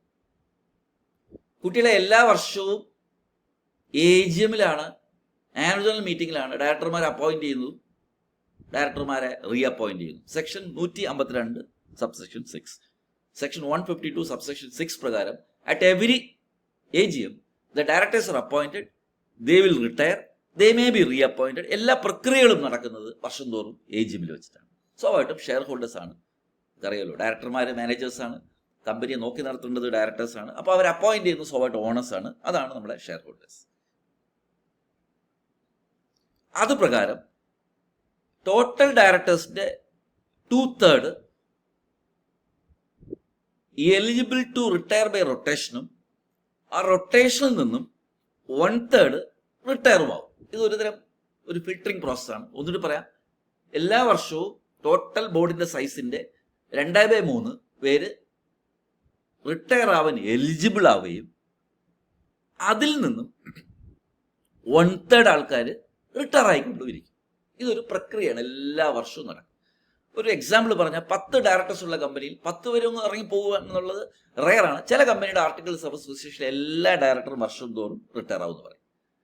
So unless the articles of association of a company States that all directors should retire at AGM, unless അങ്ങനെ പറഞ്ഞിട്ടില്ലാത്ത പക്ഷം 2/3 of the number of directors will be eligible to retire, and out of which 1/3 of the directors will retire at the AGM, and they can be reappointed or not reappointed, or you can bring new directors. ഇതൊക്കെ final ലോബറേറ്റഡ് നിങ്ങൾ പഠിക്കുമ്പോഴേ നമുക്ക് കുറച്ചുകൂടി നല്ലതിൽ പഠിക്കും. അപ്പോൾ ഒരു example പറഞ്ഞാൽ 10 directors ഉള്ള കമ്പനിയിൽ 2/3, ഫോർ എക്സാമ്പിൾ 2/3 എന്ന് പറയുന്നത് 7 വെച്ചു, 7 പേര് എലിജിബിൾ ആവും റിട്ടയർ ആനായിട്ട്. അതിൽ നിന്ന് 1/3, ഫോർ എക്സാമ്പിൾ 3 വെച്ചാൽ 3 പേര് റിട്ടയർ ആവും. ആ 3 പേരെ കൊള്ളാമെങ്കിൽ വീണ്ടും റീഅപ്പോയിന്റ് ചെയ്യുക, അല്ലെങ്കിൽ വേറെ 3 പേരെ നിങ്ങൾക്ക് കൊണ്ടുവരാം. അങ്ങനെ എല്ലാ വർഷവും ഈ പ്രക്രിയ നടന്നുകൊണ്ടേയിരിക്കും. അതാണ് സെക്ഷൻ 152 സബ്സെക്ഷൻ 6 പറഞ്ഞിരിക്കുന്നത്. At every AGM on an annual basis the directors will retire by rotation, and they or other directors, new people will be reappointed. ഇതൊരു സൈക്കിൾ പോലെ എല്ലാ വർഷവും നടന്നുകൊണ്ടിരിക്കും. ഇത് ഇത്രയും തൽക്കാലം അറിഞ്ഞാൽ മതി. കാരണം ഇതിനെ മൂപ്പിച്ച് പോയിന്നുണ്ടെങ്കിൽ അത് ഇവിടെ ഇല്ല നമുക്ക് സിലബസിൽ. ജസ്റ്റ് പറഞ്ഞു പോയിട്ടേ ഉള്ളൂ കുട്ടികളെ. ഫൈനലിൽ നമുക്ക് എലോബറേറ്റ് ആയിട്ട് ഡിസ്കസ് ചെയ്യാം. അപ്പോൾ അത്രേ ഉള്ളൂ. അതിനകത്ത് ഒത്തിരി കോംപ്ലിക്കേറ്റ് ചെയ്യുന്നില്ല. പിന്നെ അതിനകത്ത് കുറേ ഇതുണ്ട് എങ്ങനെ റിട്ടയർ ആവും. അപ്പോൾ നിങ്ങളിപ്പോൾ ഫോർ എക്സാമ്പിൾ കൃഷ്ണയ്ക്ക് താല്പര്യം കാണും കേൾക്കാനായിട്ട്. അതായത് 3 ഡയറക്ടേഴ്സ് റിട്ടയർ ആവും എന്ന് പറഞ്ഞല്ലോ. 3 നമ്പറിൽ ആദ്യം റിട്ടയർ ആവും? ആരെയാണോ ആദ്യം അപ്പോയിന്റ് ചെയ്ത്, who is longest in office, he will retire first. ഇനി എല്ലാവരും ഒരു ഡേറ്റിലാണെങ്കിലോ അവർ തമ്മിൽ ഒരു അഗ്രിമെന്റ് വഴി റിട്ടയർ ആവും. ഇനി അതും പറ്റിയില്ലെങ്കിൽ നറുക്കിട്ടെടുക്കും. ഭയങ്കര രസമാണ് കമ്പനി ലെവലെ കാര്യങ്ങൾ കേട്ടോ. ഇതൊക്കെ നമ്മൾ ഫൈനലിൽ വരും കേട്ടോ. നമുക്ക് ഡീറ്റെയിലായിട്ട് പഠിക്കാം, ഒരുപാട് പ്രോബ്ലം ഇട്ടൊക്കെ പഠിക്കാം. അപ്പോൾ ഒന്നുകൂടി പറയാം, ഒരു ടോട്ടൽ ബോർഡിന്റെ സ്ട്രെങ്തിന്റെ 2/3 എലിജിബിൾ ആവും റിട്ടയർ ആവാൻ, അതിൽ 1/3 റിട്ടയർ ആവണം. ഈ നമ്പറാണ് ഇതൊക്കെ 3. ഇനി ആരാണ് ഈ 3 പേര്? ലോങ്സ്റ്റ് ഇൻ ഓഫീസ്, ഏറ്റവും കൂടുതൽ സർവീസ് ഉള്ള ആൾക്കാരെ, ഏറ്റവും നേരത്തെ അപ്പോയിന്റ് ചെയ്ത ആൾക്കാരെ ആദ്യം പോകും. ഇനി എല്ലാവരെയും ഒരു ദിവസം അപ്പോയിന്റ് ചെയ്തിട്ടുണ്ടെങ്കിൽ അവർ തമ്മിലൊരു ധാരണയാണ്, ബൈ അഗ്രിമെന്റ്, മ്യൂച്വൽ അണ്ടർസ്റ്റാൻഡിങ്. ഇനി അത് നടന്നില്ലെങ്കിൽ അവരുടെയൊക്കെ പേരെടുത്ത് ഞാൻ നറുക്കിട്ടെടുക്കും. നറുക്കിട്ടെടുക്കുമ്പോൾ കൊള്ളാം, രമേശ് പോകും. നറുക്കിട്ടെടുക്കും, കൊള്ളാം, കാവ്യ പോകും. നറുക്കിട്ടെടുക്കും, വൈഷ്ണവ്. ഇങ്ങനെ നമ്മൾ എന്ത് ചെയ്യും? നമ്മൾ തീരുമാനിക്കും. ഓക്കെ, പെട്ടെന്ന് പഠിക്കും, ഫൈനലിൽ വാ. അപ്പോൾ നമുക്ക് കുറച്ച് എലോബറേറ്റ് ഡിസ്കസ് ചെയ്യാം. I am tempted to discuss more, but unfortunately you have only less syllabus. പിന്നെ അറിയില്ല, എക്സിക്യൂട്ടീവ് കുട്ടികൾ പഠിക്കുമ്പോൾ നിങ്ങൾ സ്ട്രിക്റ്റ് ടു ദ സിലബസിൽ വേണം പഠിക്കാൻ. ഞാൻ അല്ലാതെ തന്നെ എൻ്റെ റെഗുലർ ക്ലാസ്സിൽ ഒരുപാട് പറഞ്ഞാണ്, ഒരുപാട് സമയം പോകുന്നതാണ് പൊതുവെയുള്ള പരാതി. ഒത്തിരി എക്സ്പ്ലെയിൻ ചെയ്യാറുണ്ട്, ഒരുപാട് ഇല്ലസ്ട്രേറ്റ് ചെയ്യാറുണ്ട്. അതെന്താണെന്ന് വെച്ചാൽ നമ്മൾ കമ്പനിയിൽ എക്സ്പെർട്ട് ആകുമ്പോഴേ നമ്മൾ പ്രത്യേകിച്ച് അറിയുമല്ലോ, നമ്മൾ ചാർട്ടേഡ് അക്കൗണ്ട്സിനും പ്രത്യേകിച്ച് CS ഒത്തിരി പഠിപ്പിക്കുന്ന ആളാണ്. അപ്പോൾ നമ്മൾ ഈ കോസ്റ്റ് അക്കൗണ്ട്സിന് എക്സിക്യൂട്ടീവ് പഠിപ്പിക്കുമ്പോൾ വളരെ ലിമിറ്റഡ് ആയിട്ട് വേണം പഠിപ്പിക്കാനായിട്ട്. വളരെ കുറച്ച് പഠിപ്പിക്കുക, കാരണം കുറച്ചേ ഉള്ളൂ. ഈ ലിമിറ്റ് ചെയ്ത് പഠിപ്പിക്കാനാ പാട്. എലോബറേറ്റഡ് എങ്ങോട്ട് വേണോ കൊണ്ടുപോകാം. ഇപ്പോൾ തന്നെ ഇന്നലെ എനിക്ക് CS ഫൈനലിൻ്റെ ഗവേണൻസ് പേപ്പറായിരുന്നു പഠിപ്പിക്കാനായിട്ട്. ഇങ്ങനെ എനിക്കൊന്നും നാളെ കഴിഞ്ഞ് എക്സിക്യൂട്ടീവിൻ്റെ കമ്പനിയിൽ ഇങ്ങനെ ഇരിക്കുമ്പോൾ ലിമിറ്റ് ചെയ്ത് പഠിപ്പിക്കാനാ പാട്. മനസ്സിലായില്ലേ? അപ്പോൾ അത് റെഗുലർ ക്ലാസ്സിൽ എൻ്റെ സമയം ഒരുപാട് പോകുന്നുണ്ട്. അത് ഞാൻ അംഗീകരിക്കുന്നു. പക്ഷെ അത് ഞാൻ പറഞ്ഞല്ലോ, I am tempted to take class, അതുകൊണ്ടാണ് കേട്ടോ. അപ്പോൾ ഇത് കുഴപ്പമില്ല, വളരെ ലിമിറ്റഡ് ആയിട്ട് ഞാൻ പഠിപ്പിക്കുന്നുള്ളൂ. നിങ്ങളുടെ സിലബസിന് വേണ്ടി മാത്രം, ഫസ്റ്റ് അക്കൗണ്ടൻസ് സിലബസിന് വേണ്ടി മാത്രമാണ്. കുട്ടികളുടെ റെസിഗ്നേഷൻ, ഡയറക്ടറിന് റിസൈൻ ചെയ്ത് പോകണം. സെക്ഷൻ 168 ചോദിക്കാൻ പറ്റിയൊരു ചോദ്യം. മെയിൻ 2 ചോദ്യം ഓൾറെഡി നമ്മൾ ഡിസ്കസ് ചെയ്തു. ഡ്യൂട്ടീസ് ഓഫ് ഡയറക്ടേഴ്സും ഡിസ്ക്വാളിഫിക്കേഷൻ. ഷുവർ ഷോർട്ട് ക്വസ്റ്റൻ ആണ്. ഇനി അടുത്ത് റിസൈൻ ചെയ്യുന്നത് എങ്ങനെ? അപ്പോൾ സാർ അതങ്ങ് എക്സ്പ്ലെയിൻ ചെയ്ത് പോകാതായിരിക്കും നല്ലത്. സെക്ഷൻ 168 കുട്ടികളെ, ഒരു ഡയറക്ടറിന് ഒരു ബോർഡിൽ നിന്നും എപ്പോഴും റിസൈൻ ചെയ്ത് പോകാം. അത് അദ്ദേഹത്തിന് ഇഷ്ടമാണ്. പക്ഷെ എഴുതി കൊടുക്കണം. He have to give a notice in writing to the board. ഇപ്പോൾ വൈഷ്ണവന് ഒരു കമ്പനിയിൽ നിന്ന് റിസൈൻ ചെയ്യണമെങ്കിൽ റിസൈൻ ചെയ്തോ, എഴുതി കൊടുക്കണം. ചുമ്മാ പിണങ്ങിപ്പോയി ഞാൻ മിണ്ടൂല, അങ്ങനെയൊന്നും പറ്റത്തില്ല. എഴുതി ഇൻ റിട്ടേൺ സൈൻ ഇട്ട് കൊടുക്കണം. ഡയറക്ടർ ബോർഡിന് അയച്ചു കൊടുക്കുക. ഡയറക്ടർ ബോർഡ് അത് നോട്ട് ചെയ്ത് അടുത്ത ബോർഡ് മീറ്റിംഗിൽ വെച്ച് നോട്ട് ചെയ്യും. ഡയറക്ടർ ബോർഡ് അക്സെപ്റ്റ് ചെയ്യും, അക്സെപ്റ്റ് ചെയ്യില്ല, അങ്ങനത്തെ കൺസെപ്റ്റ് ഒന്നും ഇല്ല കമ്പനി ലോയിൽ. നിങ്ങൾക്ക് റിസൈൻ ചെയ്യാമോ റിസൈൻ ചെയ്യാം. ഡയറക്ടർ ബോർഡ് എന്ത് ചെയ്യണം? അത് ബോർഡ് മീറ്റിംഗിൽ നോട്ട് ചെയ്ത് റിസൈൻ ചെയ്ത ദിവസത്തിൽ നിന്നും 30 ദിവസത്തിനകത്ത് DIR-12, എല്ലാവർക്കും ഈ ഫോം ഓർമ്മ ആണോ അല്ലെ? DIR-12 ഫയൽ ചെയ്യണം. ഞാൻ പണ്ട് DIR-12 പലയിടത്തും നിങ്ങൾ പഠിപ്പിച്ചു ഞാൻ പറഞ്ഞ DIR-12 ഡയറക്ടറിനെ അപ്പോയിന്റ് ചെയ്യാനും ഇറക്കാനും, ഡയറക്ടറിനെ അപ്പോയിന്റ് ചെയ്യാനും റിസൈൻ ചെയ്യാനും റിമൂവ് ചെയ്യാനും എല്ലാത്തിനും യൂസ് ചെയ്യുന്ന ഫോം DIR-12 ആണ്. റിസൈൻ ചെയ്ത ദിവസം 30 ദിവസത്തിനകത്ത് നമ്മൾ DIR-12 ഫയൽ ചെയ്ത് ആ ഡയറക്ടർ നമ്മൾ കളയും. വൈഷ്ണവന് പോവാം, സന്തോഷം. എന്നിട്ട് വേണമെങ്കിൽ ഈ റിസൈൻ ചെയ്ത ഡയറക്ടറിന് വേണമെങ്കിൽ ROCയിൽ കൂടെ അറിയിക്കാം, ഞാൻ റിസൈൻ ചെയ്തേ എന്ന് പറഞ്ഞ് അറിയിക്കാം. അതിന് വേറൊരു ഫോമുണ്ട് DIR-11, പക്ഷെ അത് ഓപ്ഷണൽ ഫോമാണ്, വേണമെങ്കിൽ അറിയിച്ചാൽ മതി. ഇപ്പൊ ഞാനൊരു കമ്പനിയിൽ അപ്പോയിന്റ് ചെയ്തപ്പോൾ എന്നെ അപ്പോയിന്റ് ചെയ്തു, DIR-12 ഫയൽ ചെയ്തു, സന്തോഷം. അപ്പോൾ ROC റെക്കോർഡ്സിൽ ബിൽ സാർ ഉണ്ട് ആ കമ്പനിയിൽ. കുറെ കാലം കഴിഞ്ഞ് എനിക്ക് ആ കമ്പനിയിൽ നിന്ന് ഇറങ്ങണമെന്ന് തോന്നി, ഞാൻ റിസൈൻ ചെയ്തു, എഴുതി. റിസൈൻ ചെയ്ത് കഴിയുമ്പോൾ ബോർഡ് നോട്ട് ചെയ്തിട്ട് ഞാൻ റിസൈൻ ചെയ്ത ഡേറ്റിൽ നിന്നും 30 ഡേയ്സിൻ്റെ അകത്ത് DIR-12 ഫയൽ ചെയ്യുന്നു എന്നെ ഇറക്കാനായിട്ട്. അപ്പോൾ എൻ്റെ ROC റെക്കോർഡ്സിന് ഞാൻ മാറും. ഇതിൻ്റെ ഇടയിൽ ഞാൻ റെസിഗ്നേഷൻ ലെറ്റർ കമ്പനിക്ക് കൊടുക്കുമ്പോൾ ഇതിൻ്റെ ഇടയിൽ വേണമെങ്കിൽ എനിക്ക് തന്നെ ഈ റെസിഗ്നേഷനെ കുറിച്ച് ROCയെ നേരിട്ട് അറിയിക്കാം ഡയറക്ടർ. അതിനുള്ള ഫോമാണ് DIR-11, 11. അത് ഓപ്ഷണൽ ഫോമാണ്, വേണമെങ്കിൽ അറിയിച്ചാൽ മതി. കമ്പനി എന്തായാലും അറിയിക്കും, എങ്കിലും നമുക്കൊരു സേഫ്റ്റിക്ക് വേണ്ടി നമ്മളും കൂടെ ഒന്ന് അറിയിക്കാം. That's an optional form, again 30 days time. So 2 ഫോമുണ്ട്, DIR-12 company file ചെയ്യേണ്ടതും DIR-11 നമ്മൾ ഫയൽ ചെയ്യേണ്ടതും, ഡയറക്ടർ ഫയൽ ചെയ്യേണ്ടതും. അത്രേ ഉള്ളൂ, വേറെ ഒന്നും എൻ്റെ എഴുതിയിട്ടില്ല. വളരെ ക്യൂട്ട്. എനിക്ക് സത്യം പറഞ്ഞൊരു ഒത്തിരി എനിക്കൊരു ഡയറക്ടേഴ്സൊക്കെ സാധനം നമ്മൾ ഒരു 12-14 സെഷൻ വഴിയാണ് ഡയറക്ടേഴ്സ് പഠിപ്പിക്കുന്നത്.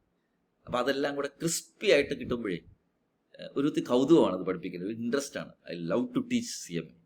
എനിക്ക് ഭയങ്കര ഇഷ്ടമായി തുടങ്ങി. കാരണം ക്യൂട്ടായിട്ട് നമുക്ക് എന്ത് ചെയ്യാൻ പറ്റും, പഠിപ്പിക്കാൻ പറ്റും. അതുകൊണ്ട് നിങ്ങൾ യൂസ് ചെയ്യുക ഇത്തരം ക്ലാസ്സുകൾ. ഇത്രയും എഫേർട്ട് എടുത്ത് ആരെങ്കിലും ചെയ്യുമോ അല്ലേ? ഇതിപ്പോൾ സമയം എത്ര? ഇപ്പോഴത്തെ സമയം രാവിലെ 6:30 മണിയാണ് കേട്ടോ. വെളുപ്പിനെ എന്ന് പറയാൻ പറ്റില്ല, എങ്കിലും വർക്ക് തുടങ്ങി 5:45. അത് നിങ്ങൾക്ക് നന്മയ്ക്ക് വേണ്ടിയാണിത് എടുക്കുന്നത്. വെറുതെ ഇരിക്കുന്ന സമയം കിട്ടുമ്പോൾ തിങ്കളാഴ്ച ഓഫീസ് കാര്യങ്ങളൊക്കെ തുടങ്ങുന്ന മുമ്പ് കുട്ടികൾക്ക് ഉപയോഗപ്പെട്ടെ എന്ന് വെച്ചിട്ടാണ്. ഓക്കെ, അപ്പോൾ റിസൈൻ ചെയ്തു. അടുത്ത് റിമൂവ് ചെയ്യണം. 169, ഒരു ഡയറക്ടറിനെ പുറത്താക്കണം. മറ്റേത് സ്വമേധയായിട്ട് റിസൈൻ ചെയ്തു പോയി, അവൻ പോയി കിട്ടി. ഇതങ്ങനല്ല. The company won't to remove a director and you all know appointing a director, the provision or law, the power is vested with shareholders. കമ്പനിയിലെ ഡയറക്ടർമാർ അപ്പോയിന്റ് ചെയ്യുന്നത് ഷെയർ ഹോൾഡേഴ്സ് ആണ്. അപ്പോൾ സ്വാഭാവികമായിട്ട് റിമൂവ് ചെയ്യുന്നത് ആരായിരിക്കും? ഷെയർ ഹോൾഡേഴ്സ് ആണ്. ഉടമസ്ഥനല്ലേ ഡയറക്ടർമാർ appoint ചെയ്യുന്നത്, ഉടമസ്ഥനല്ലേ ഡയറക്ടർമാരെ പുറത്താക്കേണ്ടതും. സോ പുറത്താക്കേണ്ടെങ്കിൽ എങ്ങനെയാ പുറത്താക്കണ്ടേ? ഒരു സ്പെഷ്യൽ നോട്ടീസ് കൊടുക്കണം കമ്പനിക്ക്, ജനറൽ മീറ്റിംഗ് വിളിച്ചു കൂട്ടണം, ഓർഡിനറി റെസൊല്യൂഷൻ മതി, OR മതി, SR വേണ്ട. എല്ലാവരും കുറിച്ച് വെച്ചാണേ. Point number 1, you have to give a special notice. കമ്പനിക്ക് അങ്ങോട്ട് നോട്ടീസ് കൊടുക്കണം, നമുക്ക് ഈ ഡയറക്ടർ വേണ്ട, നമുക്ക് പുറത്താക്കണം, സ്പെഷ്യൽ നോട്ടീസ്. 2, ജനറൽ മീറ്റിംഗ് വിളിച്ചു കൂട്ടണം, കമ്പനിയെ വിളിച്ചു കൂട്ടും. 3, അവിടെ സ്പെഷ്യൽ റെസൊല്യൂഷൻ ബില്ല് വേണ്ട, ഓർഡിനറി റെസൊല്യൂഷൻ. ഈ 3 കണ്ടീഷൻ. അപ്പോൾ MGT 14 വരത്തില്ല അല്ലേ? ഈ 3 കണ്ടീഷനും വെച്ചിട്ട് തന്നെ, അല്ലെങ്കിൽ 3 പോയിന്റ് കംപ്ലൈന്റ് തന്നെ നിങ്ങൾക്ക് എന്ത് ചെയ്യാം? ഒരു ഡയറക്ടറിനെ പുറത്താക്കാം. So for removing directors under section 169, the only power is with the shareholders. For that they have to give a special notice. The company will call a general meeting. At the general meeting, an ordinary resolution will be passed to remove the directors.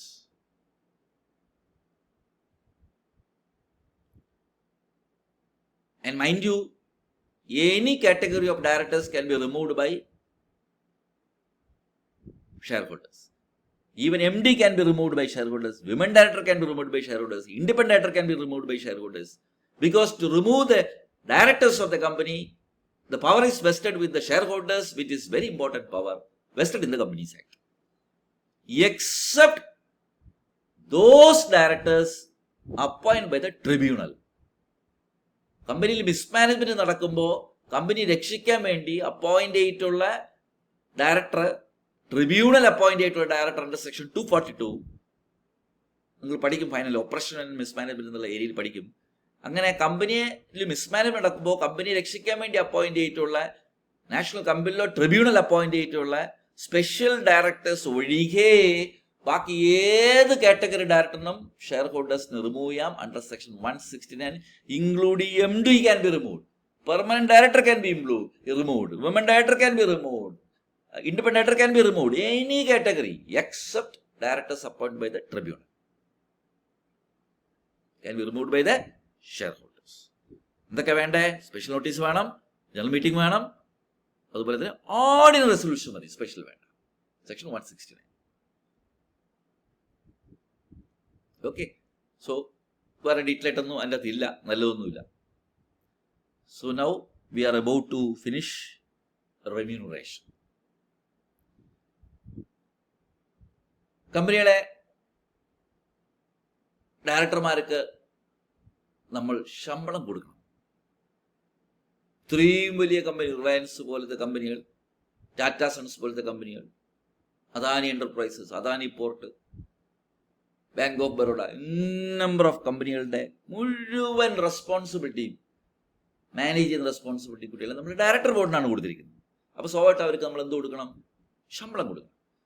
ഇവിടെയാണ് എനിക്ക് പറയാനുള്ളത്, ശമ്പളം കൊടുക്കുക എന്ന് പറയുമ്പോൾ ആദ്യം ഓർമ്മ വരേണ്ട കാര്യം, ഹോൾ ടൈം ഡയറക്ടേഴ്സ് അഥവാ ക്ലാസ് തുടങ്ങുമ്പോൾ ഞാൻ പറഞ്ഞു എക്സിക്യൂട്ടീവ് ഡയറക്ടേഴ്സിനാണ്, കമ്പനിയിൽ ഡേ ടു ഡേ ചിലവാക്കുന്നവർക്കാണ്, കമ്പനിയിൽ ഫുൾ ടൈം ചിലവാക്കുന്ന ഡയറക്ടേഴ്സിനാണ് ശമ്പളം, മാസ ശമ്പളം. അല്ലാതെ മീറ്റിങ്ങിൽ മാത്രം വന്നു പോകുന്നവർക്ക് പൊതുവേ, അതായത് പാർട്ട് ടൈം ഡയറക്ടേഴ്സിന് അല്ലെങ്കിൽ നോൺ എക്സിക്യൂട്ടീവ് ഡയറക്ടേഴ്സിന് പൊതുവേ നമ്മൾ മന്ത്ലി ശമ്പളം കൊടുക്കാറില്ല. പൊതുവെ കൊടുക്കാറില്ല, വേണമെങ്കിൽ കൊടുക്കാം, that's A different rare situation. പക്ഷെ മന്ത്ലി ശമ്പളം കൊടുക്കുന്നതിന് പകരം നമ്മൾ അവർക്ക് മീറ്റിങ്ങിന് സിറ്റിംഗ് ഫീ കൊടുക്കും. പെർ മീറ്റിംഗ് ഇത്ര രൂപ.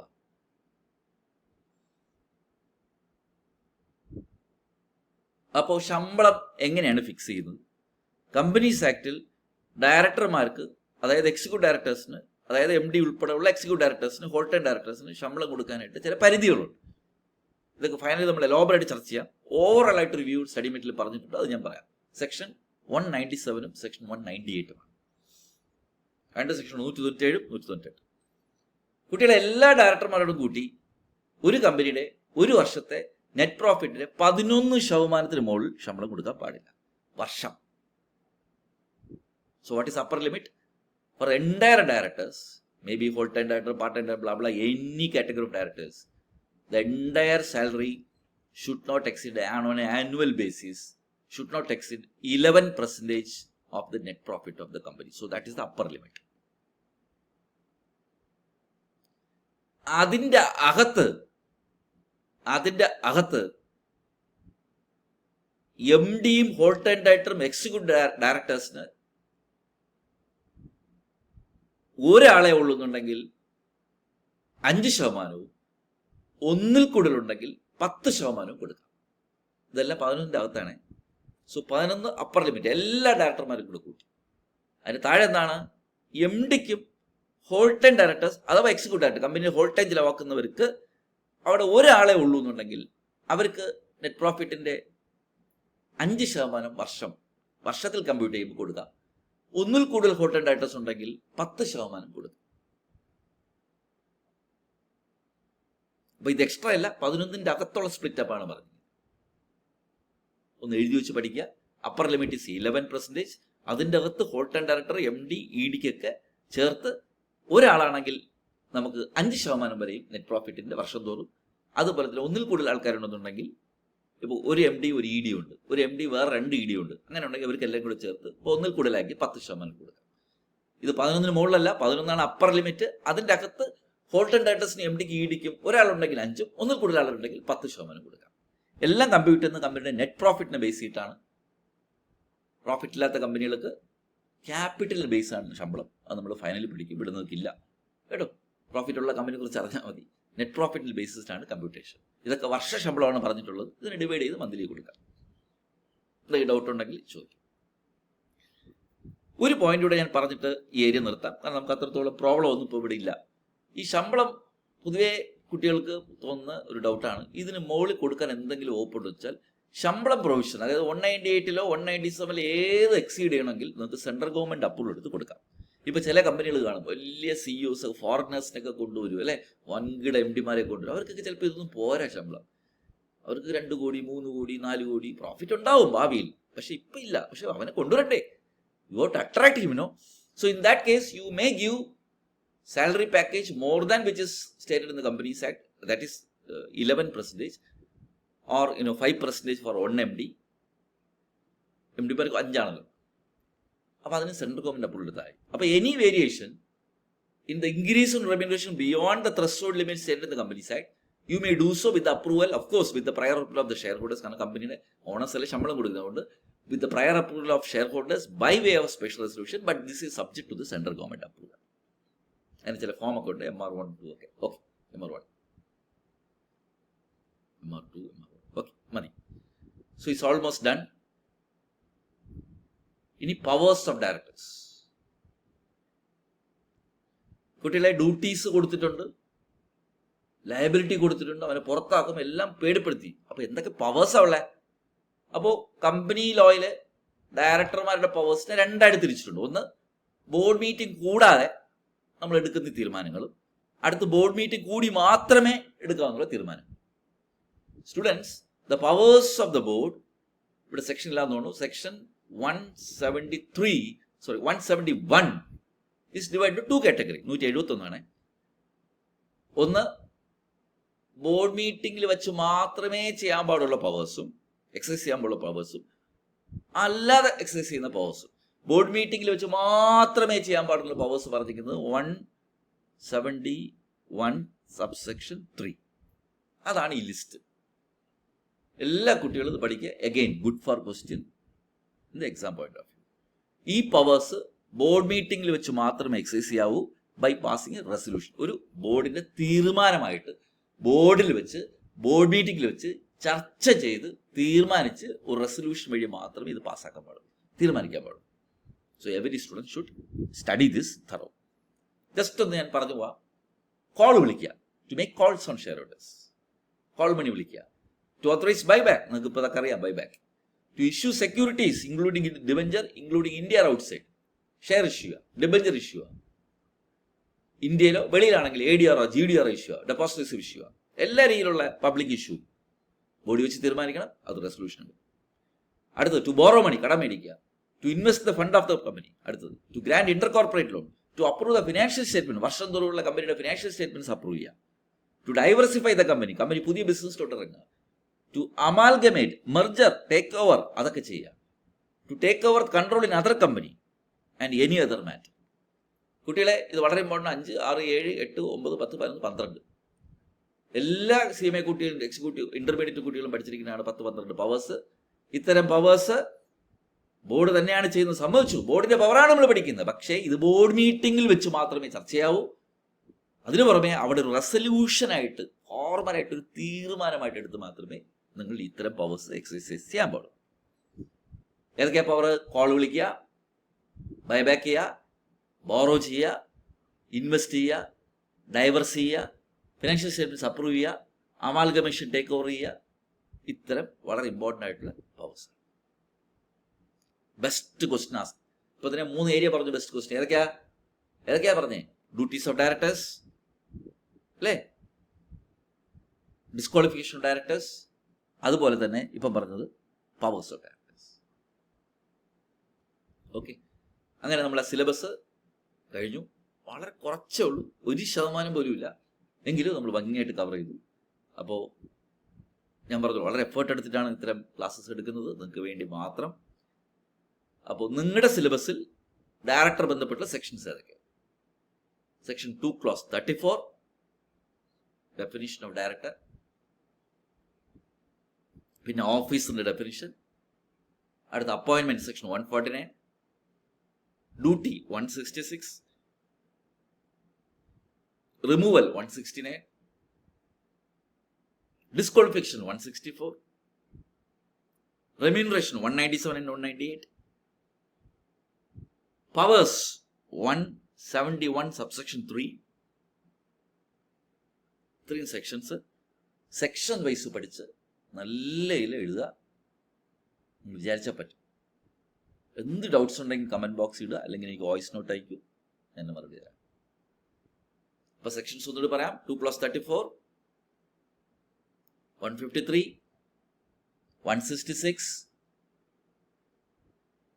168, 168 ഉണ്ടോ? ഇല്ല. 164, 169 റിമൂവൽ, അപ്പോയിൻമെന്റ് 149, remuneration 197, 198, powers 171 subsection 3.